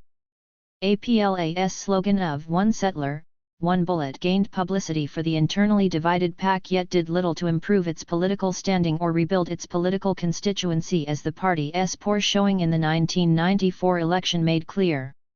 Such attacks provided ammunition for the far right, which also resorted to random violence. In 1993, the ANC's popular military hero, 270, and head of the Communist Party, Chris Hani, was gunned down outside his house outside Johannesburg. 3 right-wingers, one English-speaking, another Polish, were arrested. The assassination raised political tensions to dangerous levels amidst fears that black anger would explode into violence. In an act of consummate statesmanship, Mandela intervened publicly to call for calm. Hani's burial, which was covered in full by South African television, amounted to an unofficial state funeral. The shock of the killing prompted the leading negotiating participants to press harder to resolve the country's future. As many as a dozen, mostly very small, paramilitary groups emerged after 1990 to defend Afrikanerdom. 7 bellicose predictions of a Third Boer War were accompanied by acts of violence and intimidation, including indiscriminate shootings of black civilians in rural towns. The largest of the fascist paramilitary groups was the AWB, led by demagogue Eugene Terreblanche. In 1991, 2,000 AWB members tried to prevent President de Klerk from addressing a crowd in the organization's stronghold of Ventersdorp. To the shock and indignation of the AWB, 3 of its members were killed and many were injured in clashes with the police. 8 Even more dramatic was the AWB's storming of the World Trade Center in 1993, where the constitutional negotiations were taking place. An armored car was used to smash through glass doors and delegates were forced to flee. The stunt ended in farce and failed to ignite broader right-wing support. General Constant Viljoen, ex-chief of the armed forces and now leader of the right-wing Afrikaner Volksfront, declined to support Terreblanche's rabble. Viljoen also drew back from supporting the AWB in March 1994 during the debacle of the defense of Bophuthatswana, when there was a distinct possibility of counter-revolution against de Klerk. The public execution of 3 AWB supporters in the full glare of television cameras narrowly punctured fantasies of far-right power and a return to the apartheid era. Constant Viljoen has since claimed that in 1993 he could call upon as many as 60,000 trained and armed Afrikaners to go to battle with the ANC, but he did not do so for fear of precipitating an all-out war. 9 Whatever his motivation, Viljoen drew the sting of the far right and acted as a moderating influence. In the end, the appeal of extreme ethno-nationalism, either in the form of unilateral independence for 271, an Afrikaner Volksstaat, or in the guise of virtual autonomy for KwaZulu-Natal, proved to be limited. In a perverse alliance of convenience, Inkatha and the white right were joined together with 2 other Bantustan leaders. Their only real point of unity was common opposition to the ongoing negotiating process, a position that strengthened those parties who remained committed to peaceful resolution of the country's problems. When, at the very last moment, the right-wing Freedom Front and Buthelezie's Inkatha Freedom Party agreed to participate in the 1994 election, the way for a constitutional solution was made clear. The political center ground, incongruously held by the ANC and the government, managed at crucial moments to hold together. There were severe tests, which included public fallouts between de Klerk and Mandela and the suspension of constitutional talks. Yet it was evident that both parties increasingly depended on each other's cooperation. By entering into public negotiations after 1990, the ANC and the government crossed a political threshold that made retreat impossible.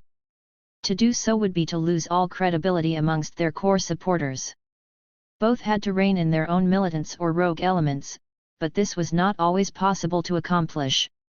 Negotiations. The initial negotiations process began with the Convention for a Democratic South Africa at the end of 1991. This involved 19 parties ranged along the ideological spectrum. It marked the beginning of a process of winnowing out more peripheral parties, which left 2 principal participants, the ANC and the government, seeking to establish common ground on the principle of sufficient consensus. Even when the government and the ANC were traducing each other in public, the skilled negotiating skills of Cyril Ramaphosa for the ANC and Roelf Meyer representing the government brought them back from the brink. Journalists spoke of the Cyril and Roelf show. In effect, the ANC and the government had developed an unspoken pact. This narrowly based agreement was intended to avert national disaster and implied their proceeding on their terms alone. 10 The 272 CODESA process broke down in July 1992 after nearly 50 people were stabbed and hacked to death at Boipatong, a squatter camp south of Johannesburg. Many more were injured. The perpetrators were local Inkatha hostel dwellers. The victims were said to be ANC supporters. There were reports, never proven, of police involvement, including by men with blacked-up faces. Either way, de Klerk said nothing and did nothing. Mandela blamed the government for the massacre and withdrew from the negotiations. The abyss was glimpsed at Boipatong, but its depths had yet to be plumbed. 11 So writes Patty Waldmeyer, whose account of the transition process after 1990 remains one of the best. With the negotiations in abeyance, Mandela needed to demonstrate the ANC's capacity to mobilize support. He led 50,000 supporters in a march to the Union buildings. A two-day national stoppage brought out millions of workers in sympathy. ANC radicals, led by Ronnie Kasrils, decided on a more insurrectionary path. In what was called the Leipzig Option 70,000 or more ANC supporters converged on the capital of the Ciskei homeland, Bisho. Soldiers of the Ciskei Defense Force opened Around 30 marchers were killed and some 200 wounded. De Klerk was censured by the ANC, but it was apparent that Kasril's impetuousness was also to blame. In a highly amiable situation, Ramaphosa and Meyer steered the ANC and the government back from the brink. A record of understanding was signed between the two parties in September 1992, which opened the way to the resumption of talks. The government and the ANC were in effect acknowledging that there was no alternative to striking a deal with one another. The risks of an extended impasse were demonstrably too great. They concluded that if they did not move forward quickly to agree on rule after apartheid, there might be little over which to rule. 12 Marginalized and enraged, Buthelezi sought to form an alliance with intransigent parties like Chernicht's Conservatives. When, in July 1993, the government and the ANC Nali agreed that national elections would be held the following year, Inkatha and the Conservative Party left the negotiations. Agreement on an interim constitution was reached in November 1993 and a multi-party interim government began to operate at the end of the year. 273. The story of the negotiations is enthralling, with plenty of subplots and dramatic twists.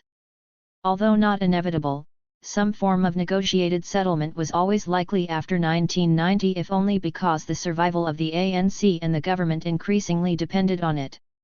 In 1990 de Klerk did not intend to negotiate himself out of power, and in the ensuing years he did all he could to manage the process so that he could weaken the ANC and preserve key elements of power sharing.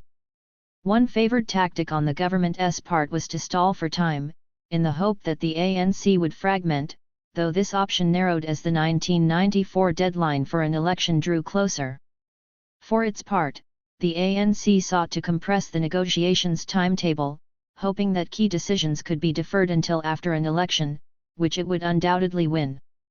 There was no longer any realistic sense in which the ANC could seize power, as it had so often promised to do. MK was in disarray and its chief sponsor, the Soviet Union, was no more. The terms of the talks changed over time, as did bargaining positions. Many of the ANC's more radical social demands were compromised or dropped altogether. The realities of operating in a global world, where neoliberalism rippled forth from Washington, dampened calls for nationalization and socialist transformation. The apartheid government came into being in 1948 at a moment in world history when national states bore enormous prestige. In 1994, by contrast, nation-states were declining in importance relative to the power of global markets and NANS. Major South African corporations, their images burnished by glossy advertising agencies, were active in reaching out to the new elite, offering reassurances and promises.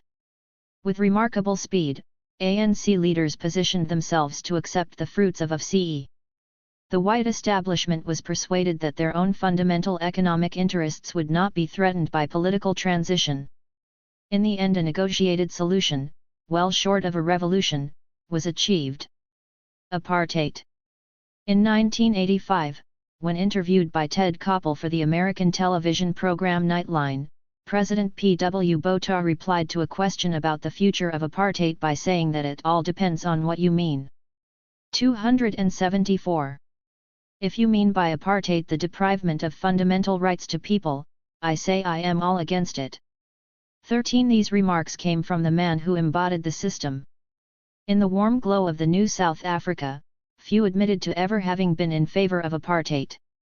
Its adherents slowly slipped away, gathering in the rueful recesses of the Conservative Party where they cried betrayal and sought to defend racial segregation on a local level. Strikingly, when Parliament agreed to the abolition of all remaining apartheid legislation in 1991, there was remarkably little political reaction. It was greeted as yesterday's news. Many key legislative acts, like the pass laws, had already been revoked. Some of apartheid's most hated proscriptions, like the Group Areas Act, were no longer being rigidly enforced. Job reservation had fallen into abeyance. A new, confident generation of South Africans was happy to honor the struggle against apartheid, yet often disinclined to remember the daily humiliations their parents had endured. The nation was enjoined to move on and, if not to forget the past, to commemorate and memorialize it in ways that were politically unthreatening. To be sure, there were some public apologies for apartheid on the part of senior members of the government and the churches. However, most simply spoke of regret in ways that avoided responsibility. The Truth and Reconciliation Commission was an important means of recording gross violations of human rights. It drew a great deal of attention while it went about its work in public, yet by the time it reported in 1998, the public seemed to have lost interest. Controversial on account of its preference for achieving emotional reconciliation over justice and economic restitution, the most important contribution of the TRC was probably its role in promoting the process of political transition and nation building. For practical reasons, the TRC decided to limit its purview to the period 1960–94. This did not make good historical sense. Nor was the TRC effective, if this was its purpose, in explaining or examining the underlying structural reasons for apartheid. Needless to say, the suspension and withdrawal of apartheid legislation did not mean that its legacy was terminated. As a consequence of generations, if not centuries, of conquest, inequality, and racism, apartheid remained. 275. Imprinted on the landscape and in the mind. Left-wing critics denounced the deals struck by the ANC and the government which, in the view of critics like Patrick Bond, amounted to an elite transition or Pact 14. The veteran left-wing Australian journalist John Pilger produced a LM in 1998 entitled Apartheid Did Not Die. Its underlying argument was that apartheid continued through economic means, notwithstanding deracialization. There is no space to pursue this line of argument here. Suffice to say that the long shadow of apartheid remained a live issue in the centenary year of the ANC's foundation, as the shootings by police of platinum miners at Marikana in 2012 so graphically illustrates. It makes little sense to argue that, because the transition to a post-apartheid society has been incomplete, and the high hopes for liberation seldom realized, something very fundamental did not shift after 1990. As Mandela pointed out in reply to Pilger's skeptical questioning, the reason why South Africa was regarded as enforcing an evil system is the fact that racism was entrenched in the constitution of the country and in its laws. 15. At the heart of that system of white supremacy, as Pilger was at pains to point out, was a capitalist economy which was reinvigorated by the end of apartheid. But for all that it protested from racial discrimination, capitalism did not create racism. To lose sight of apartheid's distinctiveness as a racially based regime of power is to overlook its singular importance in world history. The policy of apartheid was born in fear, nurtured in hubris, and sustained through obfuscation. Its combination of perverse idealism and banal pragmatism helped it to endure for the greater part of the second half of the 20th century. American journalist Jim Hoagland shrewdly observed that the deafening difference between white supremacy as practiced in South Africa, and in his native state of South Carolina, was that apartheid was projected as a mission. At the height of apartheid, in the early 1970s, whites were always giving blacks freedom, or material rewards, or whatever. 16 In practice, apartheid was a highly exploitative system of racial domination which was underwritten by force and abetted by internalized rules of conduct. South Africa may not have been the most exploitative capitalist society in the world. Nor 276.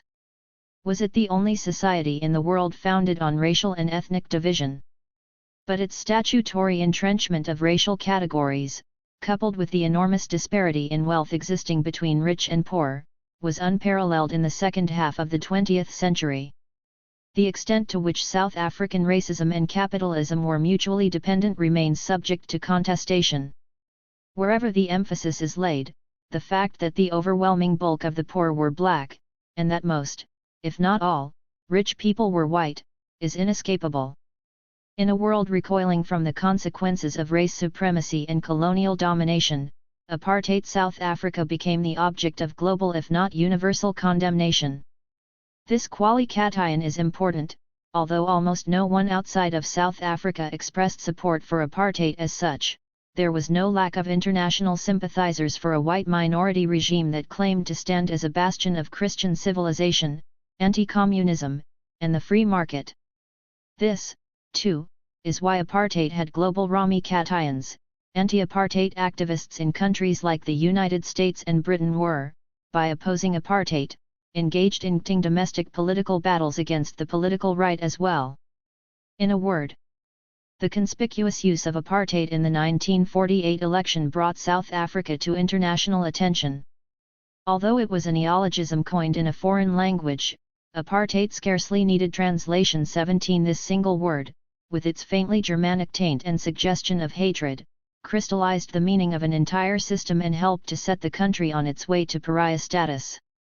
Had Malin merely insisted in 1948 on an intensification of segregation, it is quite possible that South Africa's discriminatory policies would not have been singled out as a special case meriting international condemnation in the way that it was. By the same token, if Malin had not approved apartheid as the National Party's unifying slogan, it is unlikely that he would have taken power in 1948. The word apartheid drew attention to policies that the post-war world increasingly found obnoxious. In an image borrowed from a poem by Van Wyk, veteran Afrikaans journalist Piet Silly likened the word apartheid to a small honed chisel with 277. The magical capacity to split a pebble and then the entire world. In other words, apartheid was a symbol, a lightning rod, even a scapegoat that took away the sins of the world. 18 Allowing for a measure of self-exculpation, Silly had a point. For its detractors, apartheid was an affront to the principle of racial justice and a paradigm case of the denial of human rights. The same strictures were not applied to other societies where injustice was ingrained. It was accidental that modern concepts of human rights and of universal racial equality were being worked out at just the moment that Malin came to power. 1948 was the year in which the UN Declaration of Human Rights came into existence. In 1950 UNESCO published its RST Statement on Race. 19 Not only was the immediate post-war world a moment of revived internationalism, it was also one in which new states exchanged the yoke of colonial rule to bear the hopes of a better world to come. Within a relatively short space of time, South Africa became a test case of the United Nations' capacity to act as a moral agent on behalf of humanity. This was particularly evident in the emerging eld of international human rights, whose legal instruments were sharpened on the South African case. Dened as a crime against humanity by the Apartheid Convention adopted by the United Nations General Assembly in 1973, apartheid was designated as a grave breach of the Geneva Convention and as a crime against humanity by the Rome Statute of the International Criminal Court in 1998. In this manner, its meaning and applicability was universalized so as to encompass ethnic or racially based state policies without geographical specificity, though this definition has never been successfully applied elsewhere. Nor has any South African ever been prosecuted for perpetrating apartheid, which in reality remains sui generis. Just as racism spawned its negation, so apartheid invited the term anti-apartheid. This label was adopted by the boycott activists in Britain in 1960 and thereafter came to be a growing social movement. A year later, as South Africa's future in the Commonwealth was being debated, the South African Broadcasting Corporation announced that it would use the term apartheid only in direct quotation marks. The euphemism self-development was preferred 20 attempts by Verwoerd. 278. To describe apartheid as a synonym for good neighborliness or as a mechanism for separate development, were the RST of many exercises at rebranding. Yet, for all that the system of apartheid evolved over the second half of the 20th century, the word could not be expunged.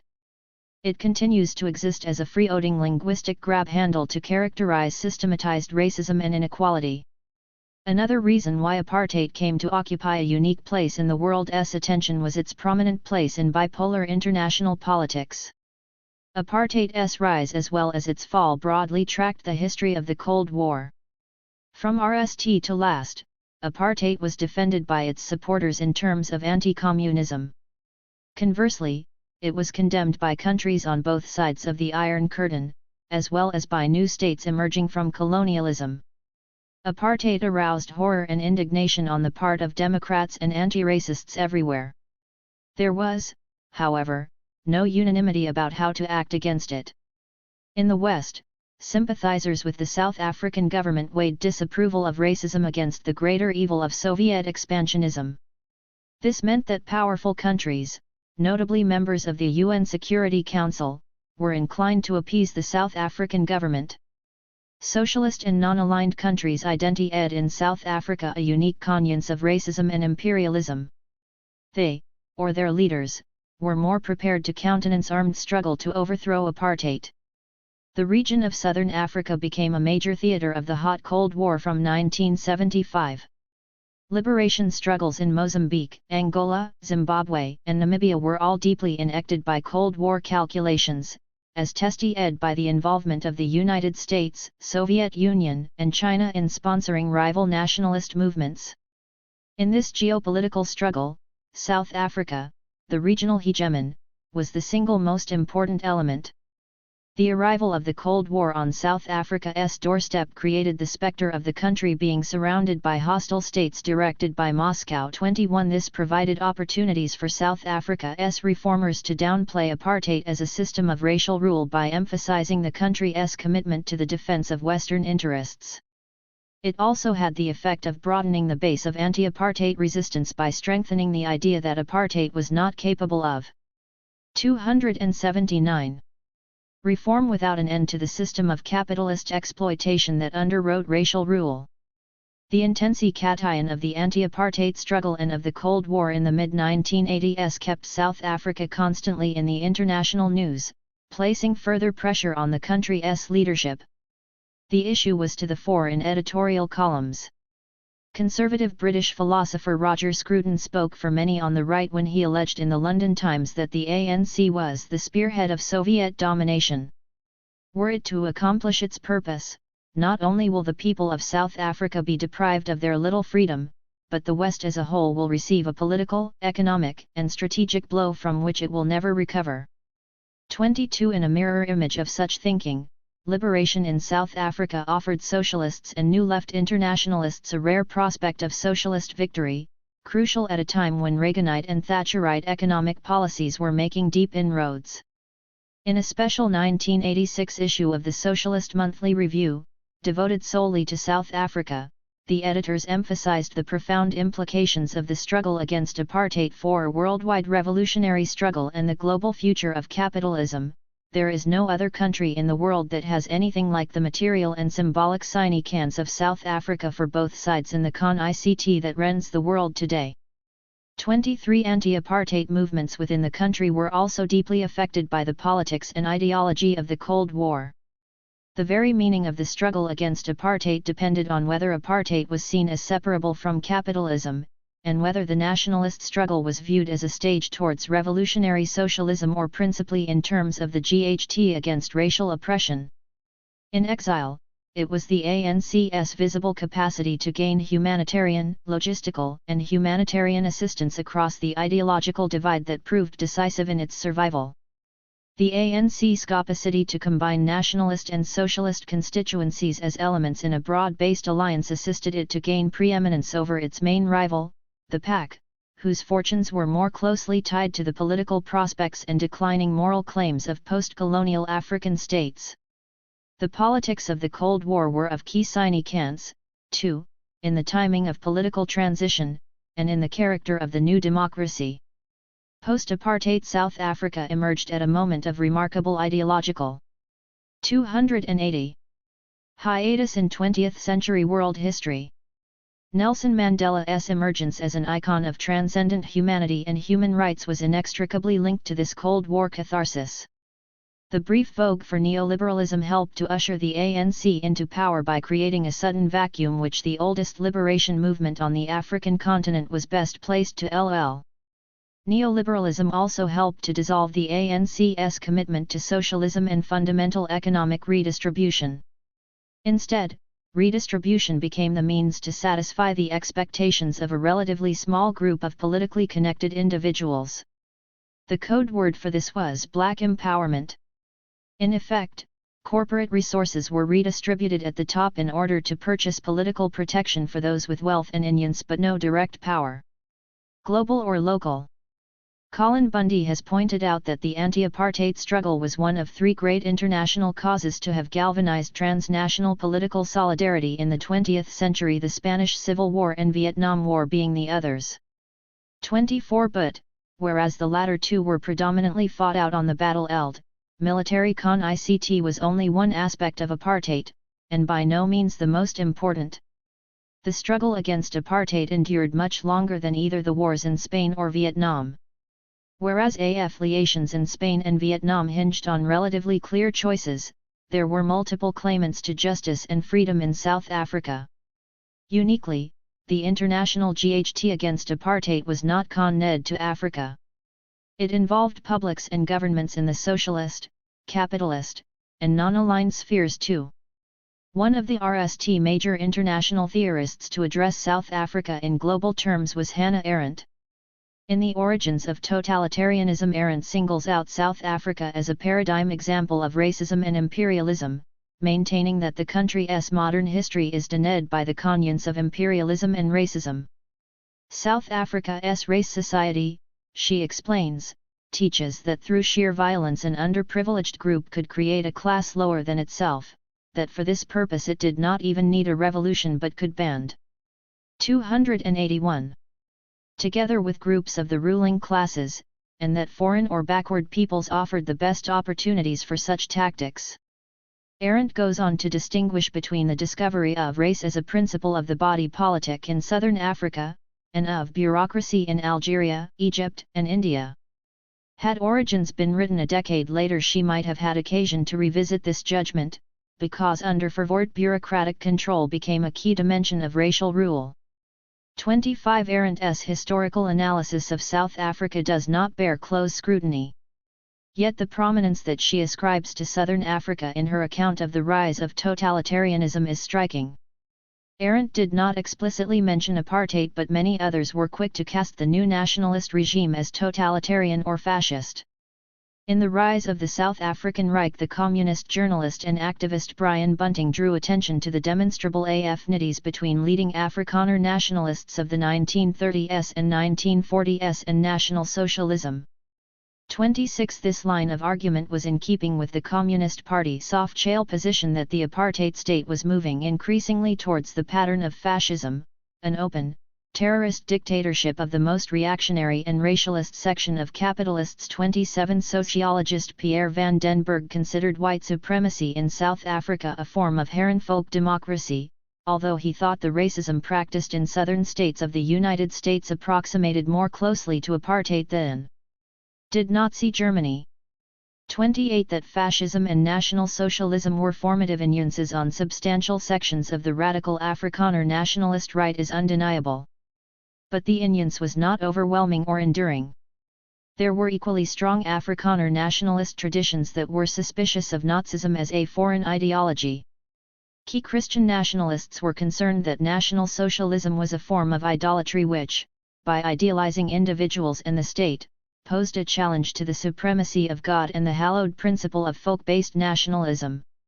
In common with National Socialism, apartheid was racist, authoritarian, despotic, and bureaucratic.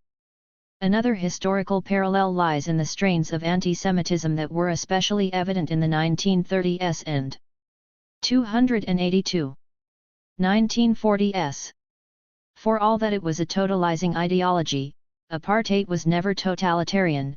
A measure of dissent was always permitted and, notwithstanding censorship, a rich anti-apartheid culture of literature and music developed.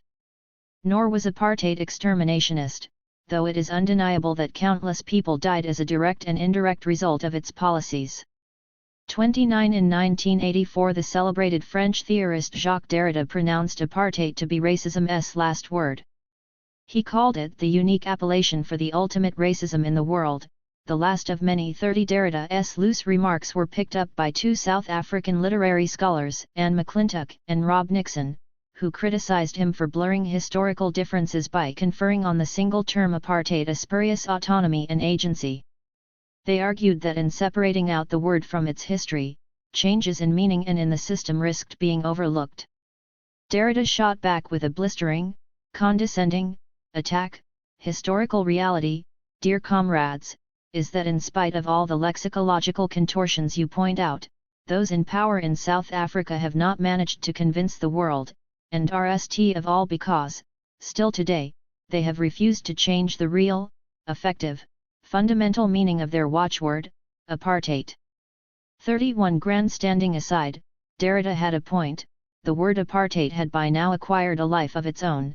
Its reference were no longer specific South Africa, nor limited to the particular context in which it operated and evolved. Apartheid became a universal metaphor. For example, it became widely used to describe Algeria under French colonial rule or Israeli practices in occupied Palestine. The term global apartheid began to circulate in the 1990s. This phrase denotes a world in which resources and wealth are unfairly distributed and controlled by a minority of rich countries in the industrial North. 32 Closer to home, Mahmoud Mamdani took issue with South African exceptionalism in his widely discussed book Citizen and Subject. Rather than focusing on the uniqueness of apartheid, Mamdani insisted that it should be situated in a comparative African context and seen as part of a common history of European colonialism. Apartheid, Mamdani argues, is the generic form of the colonial state in Africa. It exemplifies a bifurcated form of governance that combines aspects of decentralized despotism in the rural areas, with direct centralized. 283. Despotism in the cities.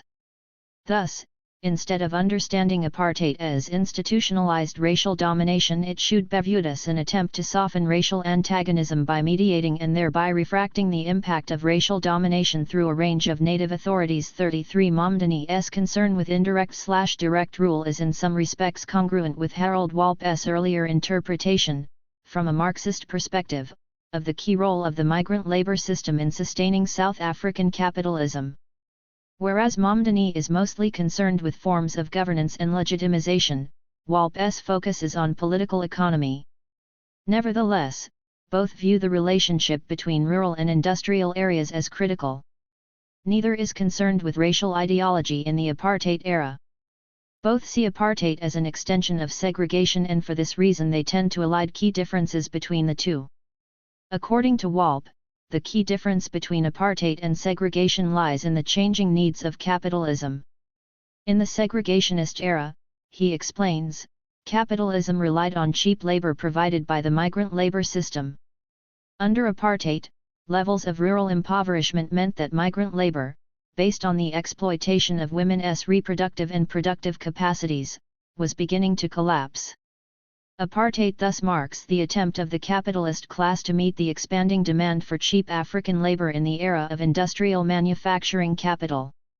The retribalization of the reserves by means of the homeland policy has to be explained in terms of the control and supply of a cheap labor force, but in a new form. 34 Arendt, Derrida, Mamdani, and Walp all share a political present-mindedness that downplays historical specificity in favor of theoretical generalization. South Africa is thus seen as a paradigm example of racial rule, as the archetypal form of African colonial governance, or as the exemplification of a society based on maintaining a high rate of capitalist exploitation. Historians, by contrast, are generally disposed to work from the particular to the general, to highlight differences as well as complementarities, and to be skeptical of overarching claims. In this book we approach apartheid from several perspectives: ideological, temporal, spatial, and experiential. Running through the analysis is a strong disinclination to it and differences, or to confuse means with ends. 284. The radical critique.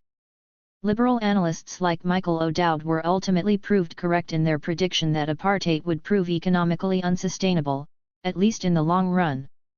35 Yet, at its height, in the 1950s and 1960s, apartheid delivered rapid economic growth and unprecedented levels of prosperity for whites. In these years it was demonstrably functional to capitalist growth.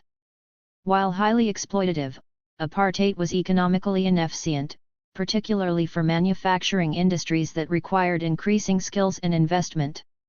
An economy based on the exploitation of cheap labor and the perpetuation of gross economic inequities had the effect of depressing domestic demand by restricting most consumers to satisfying the most basic of human needs. Continued economic growth required external investment, but this vital ingredient was increasingly constrained by political instability or, in other words, by sustained resistance to white minority rule. These structural problems were not generally apparent in the early 1970s when the economy was still in a growth phase. The rise of the radical critique of apartheid at that time drew on broader post-colonial and Marxism ideas, including the widely prevalent economic dependency thesis associated with writers like Andre Gunder Frank, Samir Amin, and Walter Rodney. This critique of post-war modernization denied that the wealth of the capitalist industrial nations had been acquired as a result of the singular genius of the West. On the contrary, it was proposed that wealth was accumulated by actively impoverishing the rest of the world. South Africa offered a striking twist to this conception because it exemplified rapid economic growth notwithstanding a long colonial history, with white prosperity existing alongside black poverty and manifestly benefiting from it. How was this achieved? The theory of internal colonialism or colonialism of a special type was utilized by Communist Party intellectuals to explain how the extraordinary wealth enjoyed by the white minority was acquired by systematically exploiting the black majority. Sociologist Harold Walp was one of the more sophisticated of these theorists. His conceptualization of 285. Segregation and apartheid was, in effect, an internal form of dependency theory. 36 There were many variants of Marxism analysis and lively, sometimes acrimonious, debates between them. For all these differences in approach there was a broad consensus on the left that liberal economists were fundamentally wrong in presuming that racial strictures were inimical to economic growth and modernization. These ideas were worked out at a sophisticated level both within South Africa and elsewhere. From the early 1970s a number of influential academic networks developed at centers in Britain, the United States, and South Africa, which subjected liberal assumptions about South African history and society to intense scrutiny. The revisionist or radical approach was energized by a political commitment to fundamental social transformation in South Africa. Politically engaged scholarship flourished. The liberal/radical or race/class debate, as it soon became known, centered on two key problems: the relationship of apartheid to capitalism, and the relative importance of ideology and political economy as a means of understanding race, ethnicity, and nationalism.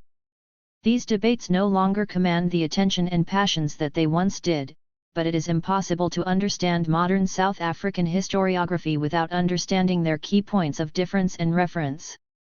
Most liberal scholars took for granted that apartheid was an Afrikaner creation and sought to explain apartheid in terms of ethnic power and racial ideology. Liberal economists took the view that the free market was rational and colorblind. Left alone, it would tend to dissolve racism.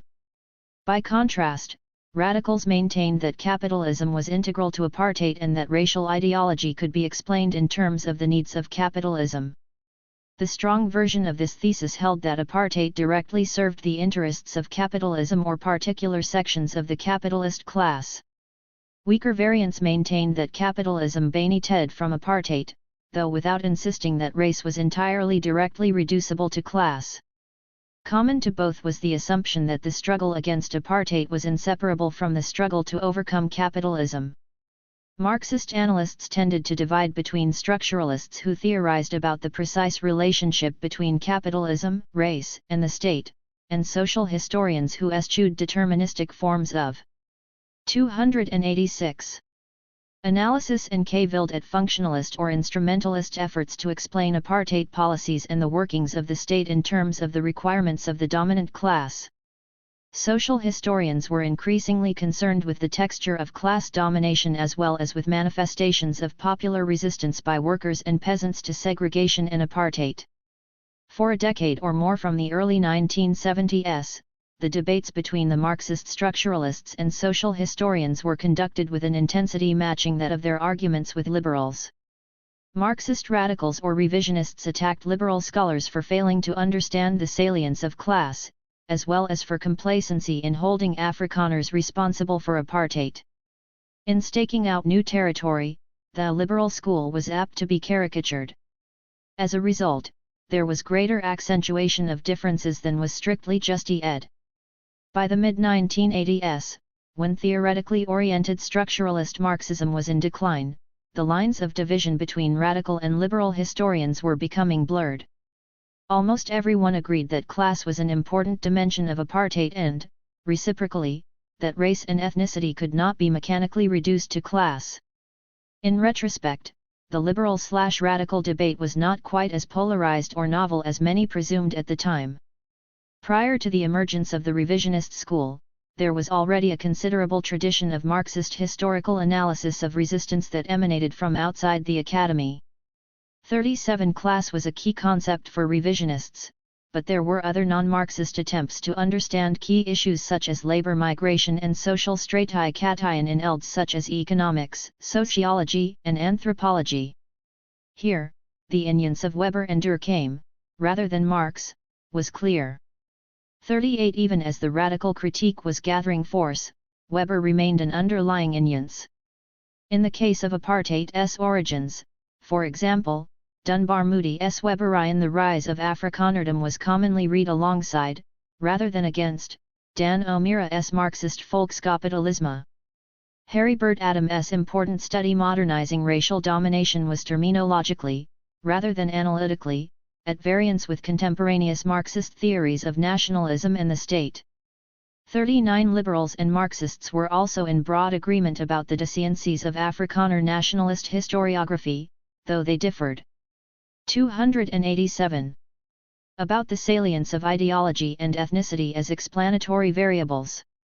Afrikaner nationalist historiography dominated the South African school curriculum from the 1960s, placing particular emphasis on the Afrikaners' dual struggle to secure Christian civilization against the forces of African barbarism and overcome British imperialism. Liberals and radicals both attacked the central foundation myths of Afrikaner nationalism.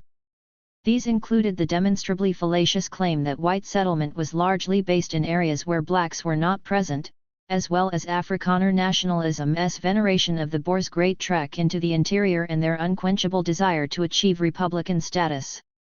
From the 1970s, dissident Afrikaner historians, philosophers, and theologians deepened this critique from within. In the process they helped to open up political sores within the Afrikaner nationalist movement. Ideas and ideologies seemed to matter more in the 1970s and 1980s than at any stage of modern South African history.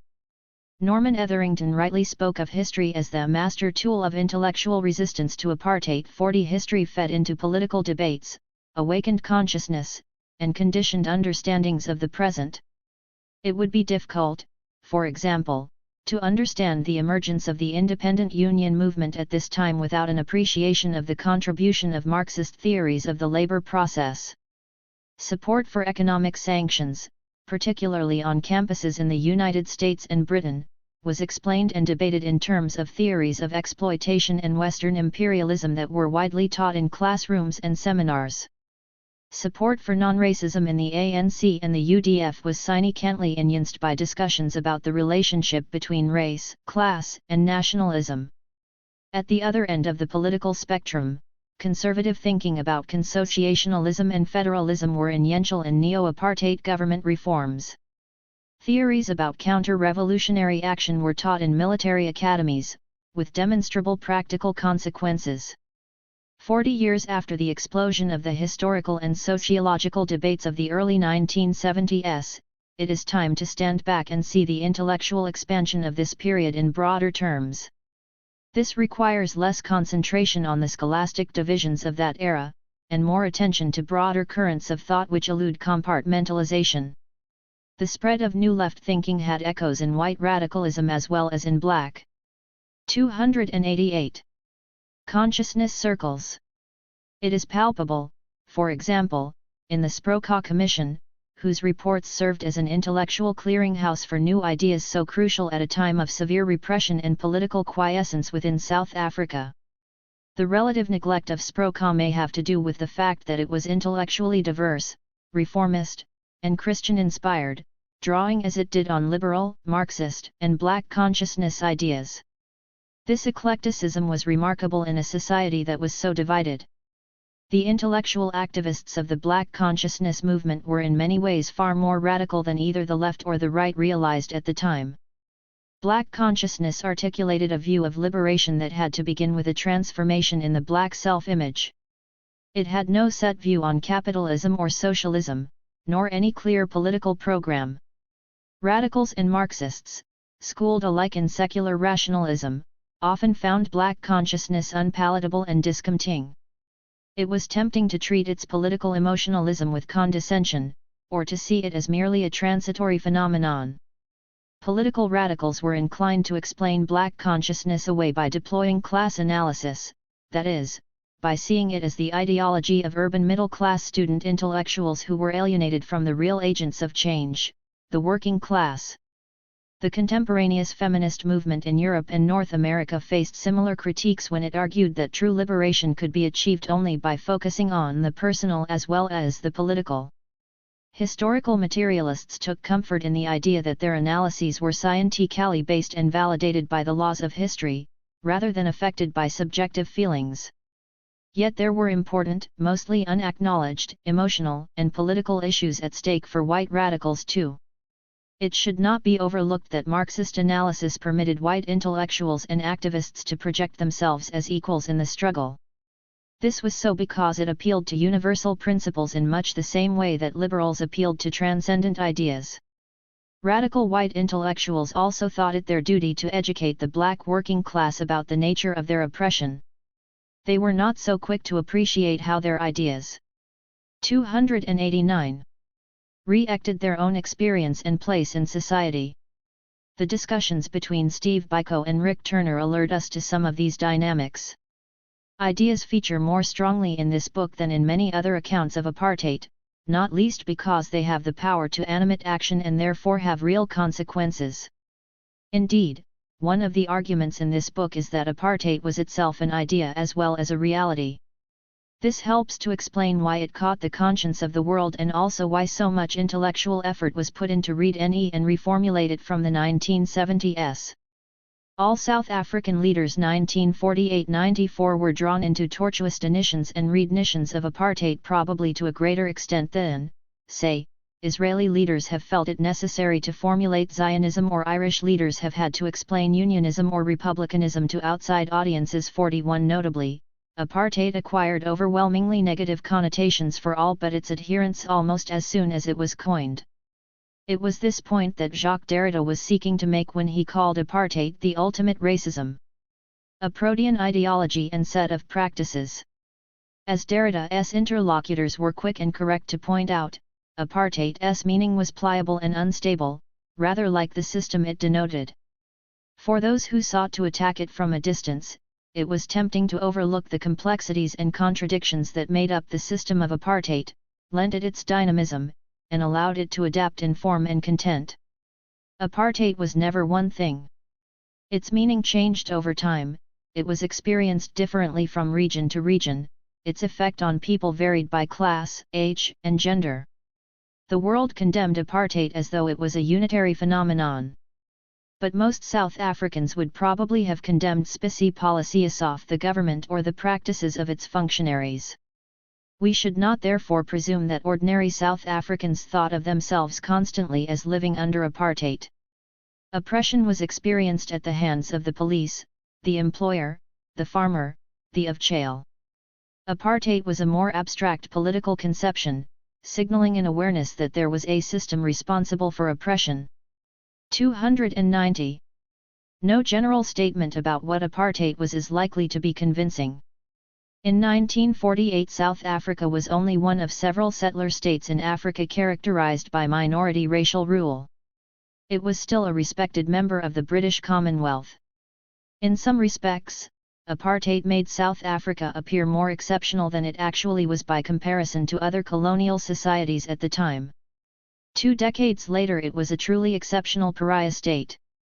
Over the course of 40 years, the system of apartheid was elaborated, renewed, and remixed.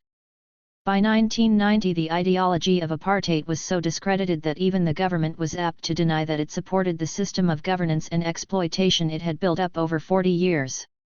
Ultimately, the end of apartheid signaled not so much the eradication of a system, key structural components of which remained intact, as the removal from power of the last regime in Africa where a white minority remained in power.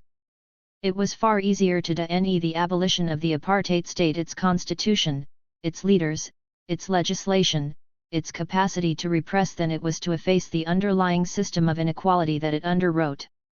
The argument presented here is that apartheid was, in the RST instance, the specie means by which radical Afrikaner nationalists realized their ambitions to achieve political mastery over South Africa.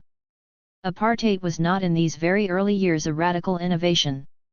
It was, as Mallon claimed, an intensification of the segregationist system of racial rule which emerged together with the South African nation-state in the early years of the 20th century. The origins of segregation can in turn be traced back to forms of colonial rule in the mid-19th century British colonies of Natal and the Cape. Apartheid's distinctiveness lay in the fact that it was an ethno-nationalist project, that it amounted to a very significant intensification of a corroding segregationist regime, and that this intensification occurred just as the climate of international opinion was becoming increasingly antagonistic to imperialism and racism. Neither of the RST2 prime ministers responsible for introducing apartheid was much concerned with its ideological aspects. For Mallon, apartheid was the means to unify the folk and achieve Afrikaner political supremacy. For Strijdom, apartheid was quite simply about domination or baskup. It was as simple as ensuring that blacks and whites did not 291 compete for jobs or sit on the same buses. Under Verwoerd, apartheid became not just a means to an end, but increasingly an end in itself. Crude racial domination or baskup was always central to the lived experience of apartheid. Verwoerdian ideology took this further and consummated apartheid as the highest stage of white supremacy. The level of social and spatial engineering undertaken by Verwoerd and his successors created stubborn facts on the ground that have proved very difficult to undo in the post-apartheid era. Crucially, apartheid provided Verwoerd with the opportunity to seal the two political objectives with which he began his political career: Afrikaner ethno-nationalism and the cause of republicanism.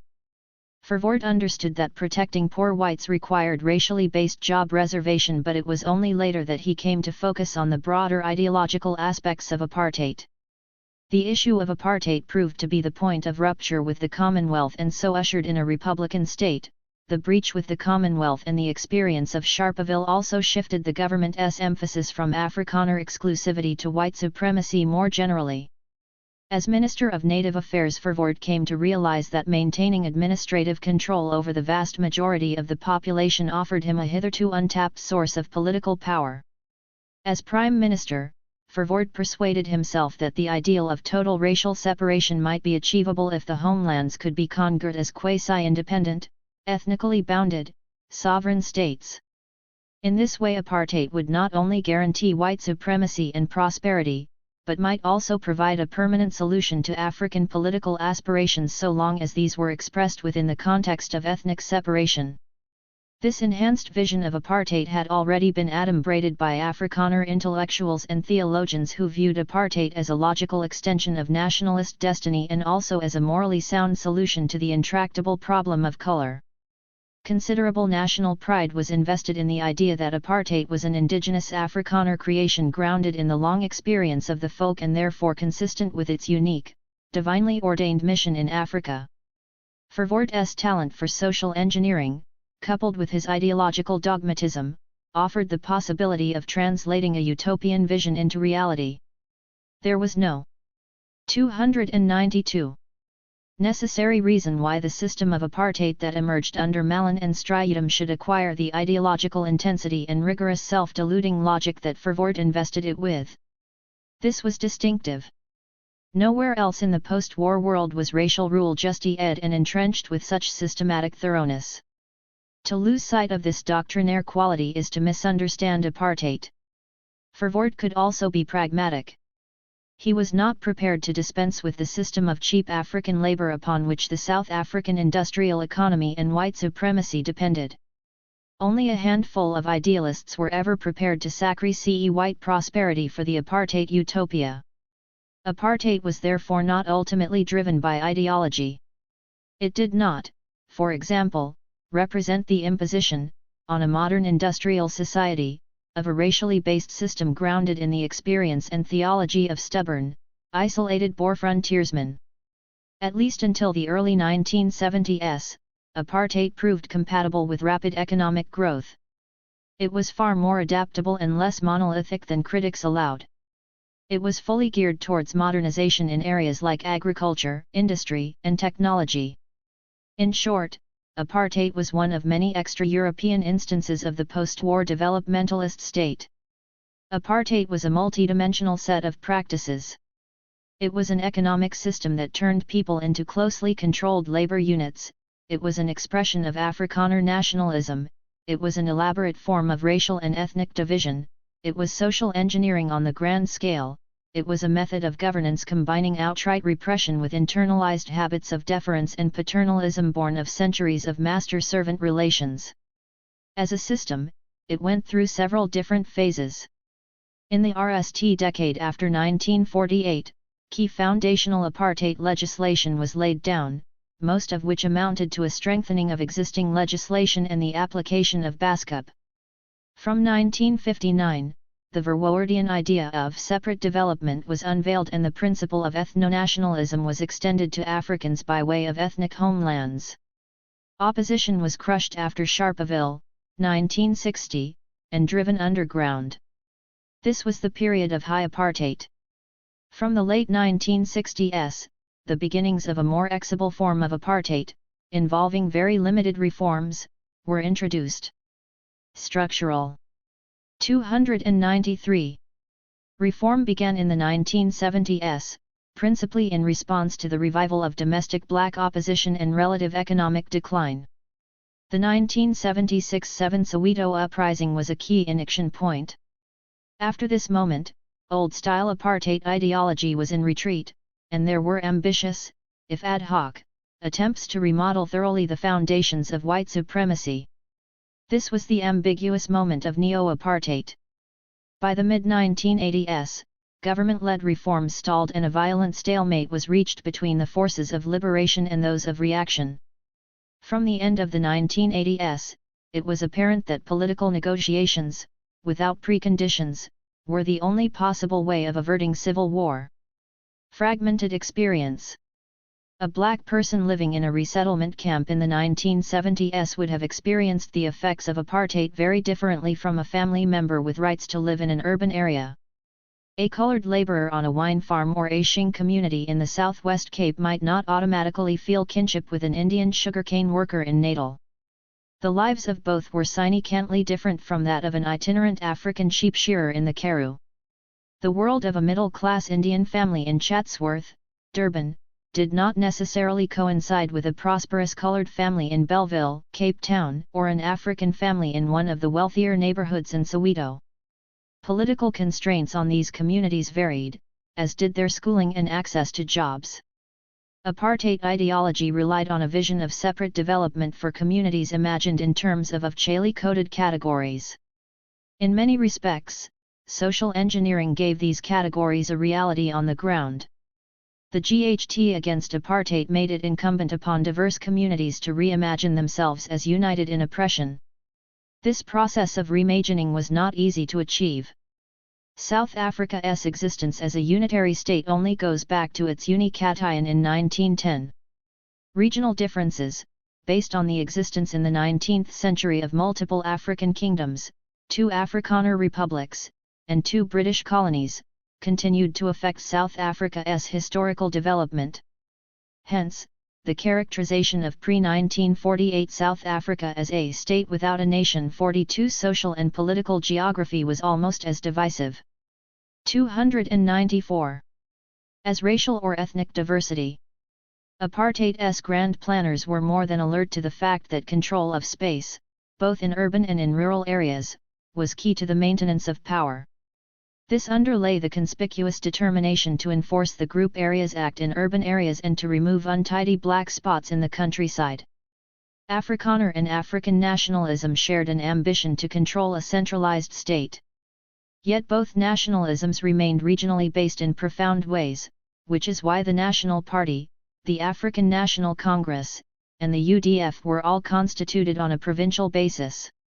These organizations had to work hard to overcome regional differences and power bases that were in turn correlated with distinct political traditions. There was widespread recognition that, in order to be effective at a national level, regionalism had to be contained. This was an essential part of nation building. In the case of the National Party, power meant white unity under Afrikaner leadership, as opposed to divided nationality for everyone else. In other words, divide and rule. The shin by which the white demographic minority came to be conceived as a political majority involved sleight of hand. It persuaded most whites even though it convinced no one else. Multiple layers of ideology and readings of history worked to remind whites of their inalienable rights to South Africa. The strategy of ethnic division failed to achieve legitimacy. Yet it worked well enough to persuade a substantial minority of Africans that they had real material interests in upholding the Bantustan system, which represented the apogee of ethnic division. Apartheid's high ideologists insisted that blacks had no permanent place in the cities and purported to treat all urban Africans more or less the same, regardless of class or status. This attitude was exemplified by the leveling effects of Bantu education. Even so, countermeasures were introduced to maintain social gradations through co-optation, above all by differentiating between urban insiders and outsiders via the NUX control and labor bureaus system. Similar countervailing forces can be seen in the case of the removal of coloreds from the common voters' roll in the mid-1950s, which was often understood as an effort to reduce all non-whites to a common state of rightlessness. No homeland was created for coloreds, yet the introduction of the so-called Isolene Line in the Western Cape was 295. Effective for some considerable time in insulating working-class coloreds from competition with African labor. This, too, was a means of distinguishing between insiders and outsiders, congruent according to conceptions of racial difference.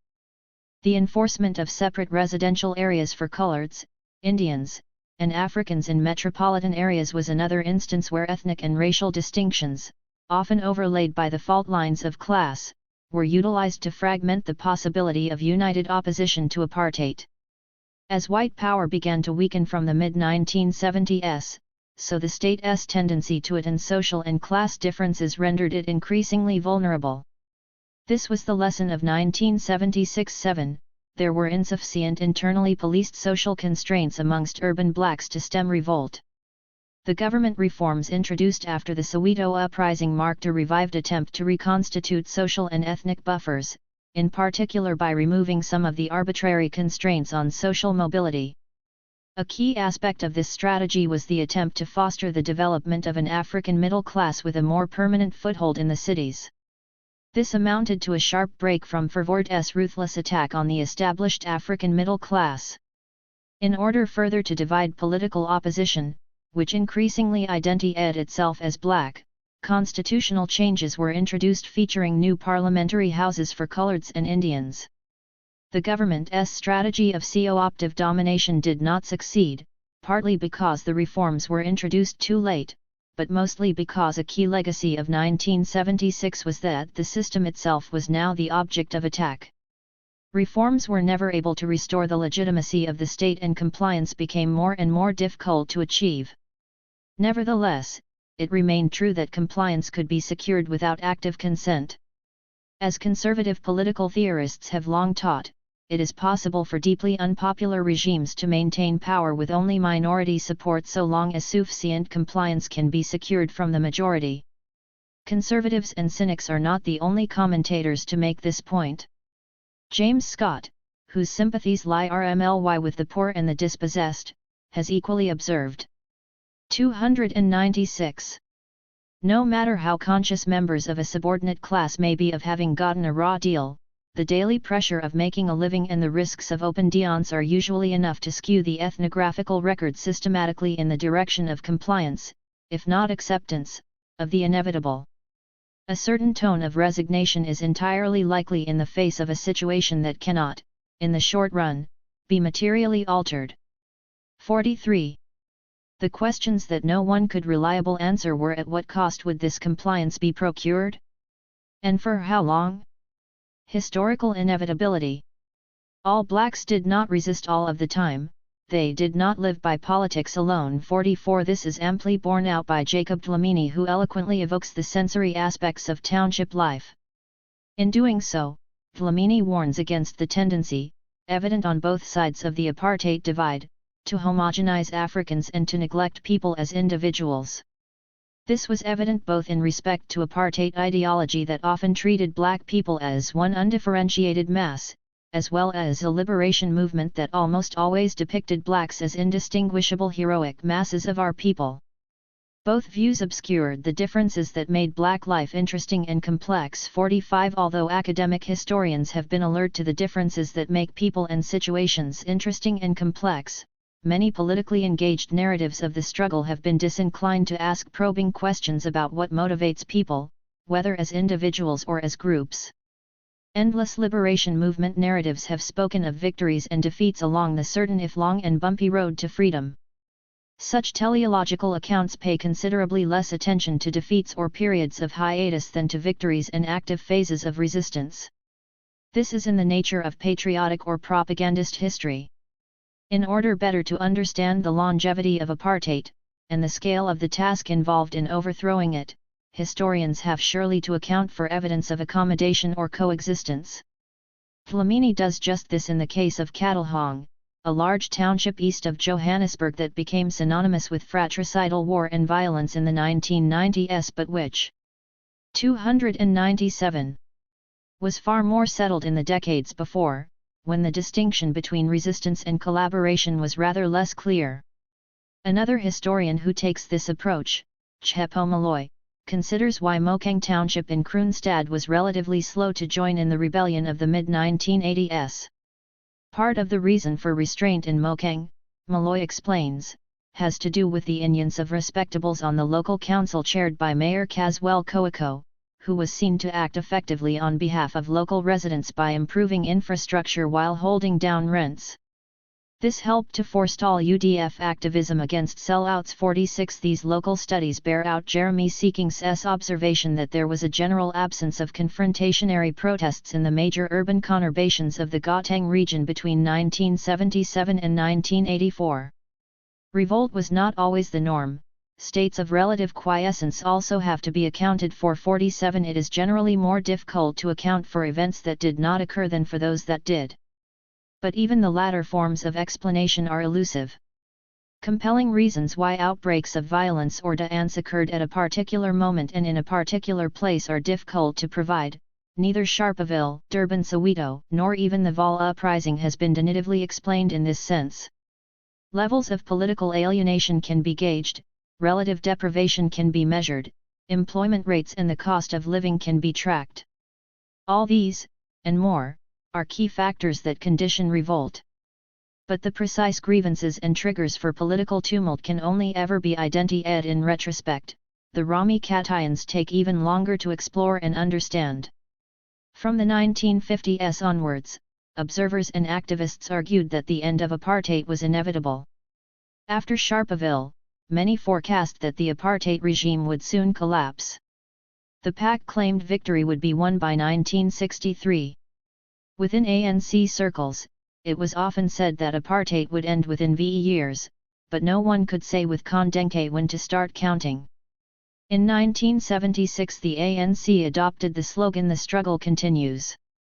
Victory is certain."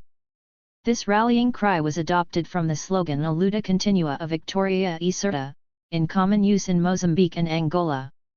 Yet, as the two-part expression implies, it is one thing to declare ongoing struggle. 298. Quite another to forecast victory, and something else again to specify exactly what victory comprises. 48. In a very general sense the end of apartheid was inevitable. But this does not mean the manner of its ending was predictable. One major constraint to the continuation of minority rule was South Africa's changing demographic reality. William Bionard observes that population growth and African urbanization were realities that apartheid could modify, but not control. He is undoubtedly correct to argue that apartheid's failure to change fundamental demographic facts played a central role in the demise of the policy. 49. Demographic shifts saw the white proportion of the total population almost halve from 19.5% in 1948 to 11.3% in 1994. 50. The other major constraint was the secular decline in economic performance. Charles Feinstein's analysis of South Africa's performance against a sample of 30 comparable market economies offers some striking insights. From 1913 to 1950 South Africa topped his sample in respect of annual GDP growth per capita. In the period 1950-73, its annual growth rate exceeded only the African countries in the sample. In the period 1973-94, South Africa was the only country to experience negative growth as compared to a sample average of 2%. This dismal overall performance has also to be seen in terms of relative economic deprivation. Per capita income in South Africa for whites was around 13 times higher than for Africans in the 1960s era of high apartheid. By 1994 the differential had narrowed to 8.6. The gap was still so large that, when measured on the Gini coefficient of inequality, only one country in Feinstein's sample, Brazil, had a more unequal distribution of pre-tax income. 51. South Africa's changing demographics and deteriorating economic conditions undoubtedly had major effects on apartheid. But these facts do not of themselves explain the erosion of apartheid. A generation after the defeat of white minority rule, it may therefore be appropriate not only to ask why apartheid was defeated, but also to pose the question as to why it survived so long. Inverting the expectation of rebellion does not do disservice to revolutionary movements or the individuals that comprised such movements. On the contrary, it highlights all the more clearly those who made enormous sacrifices to secure a better future, as against 299 others, often the majority, who opted to work within, or accommodate themselves to, the iniquities of the present. This point also reminds us that, although apartheid was at its core a system of racial rule, it was never just a simple struggle waged between blacks and whites, let alone between African and Afrikaner nationalism. The system of apartheid was always dependent on a degree of black support. The Bantustans were designed to give at least some Africans some considerable stake in the system by providing them with civil service jobs and affording them powers of patronage. As apartheid reformed from the late 1970s, there were concerted, if belated, efforts to create a buffer African middle class in the urban areas. Clumsy attempts were also made to give Indians and coloreds a stake in the system through the tricameral parliament. The vast majority of whites supported apartheid. But a significant minority opposed the system. Their contribution to opposition groups, ranging from liberal organizations to the liberation movements, was considerable and often disproportionate, not least because of the resources and contacts they had access to. No liberation struggle in Africa was more committed to the principles of non-racialism than the GHT against apartheid. This feature of resistance is apt to be overlooked. A number of books presume the fall of apartheid with titles bearing versions of rise and fall. This book resists such teleological readings, pointing out that neither apartheid's emergence nor its dissipation was ordained. A few examples must suffice. Almost no one expected the National Party to win the 1948 election. Having done so, it was not clear how apartheid would be implemented. Apartheid's trajectory from the late 1950s took it into a higher ideological orbit than anyone other than its most starry-eyed supporters could have imagined. Had Verwoerd died at the hands of David Pratt in 1960, it is unlikely that apartheid would have been pursued with comparable ideological vigor. The ANC's decision to embrace the armed struggle may have extended, rather than reduced, the longevity of white minority rule. The vicissitudes of the ANC in exile were such that its survival as the leading element of the liberation movement could not be assured. Outlasting the pack was always likely, but internal political mobilization on the part of Inkatha, black consciousness, and the trade union movement in the course of the 1970s posed serious 300 challenges to the ANC's position. The support given by the international community to the anti-apartheid struggle periodically waxed and waned, particularly in the case of the United States. Only from the beginning of the 1980s did the ANC begin to look like a credible government in waiting. The approach taken in this book is sensitive to historical contingency and to the need to break down prevailing assumptions and categories. Yet it is alert to the danger of disaggregating apartheid to the point that it becomes meaningless or incomprehensible. Case studies and history from below have on occasion to be balanced by the view from above, in particular, by a close understanding of political power in all its variant forms. We need to bear in mind not only the liberation that the people working for but also the totality of the forces they working against. In the case of the Nazi Holocaust, historian Saul Friedlander argues for an integrated history. This makes it possible to combine a discussion of policy, power, the voices of victims, and a sense of wider European context together. In short, a totality denuded by this very convergence of distinct elements. 52 It is perhaps too soon to attempt this in South Africa, which is only a generation removed from apartheid, and where the temporal period concerned is so much more extended than in Nazi Germany. Nevertheless, it is time we began to interweave accounts of state power, ideology, resistance, religion, international politics, and transnational solidarity, within a common frame of analysis. This book represents the start of an attempt to do so.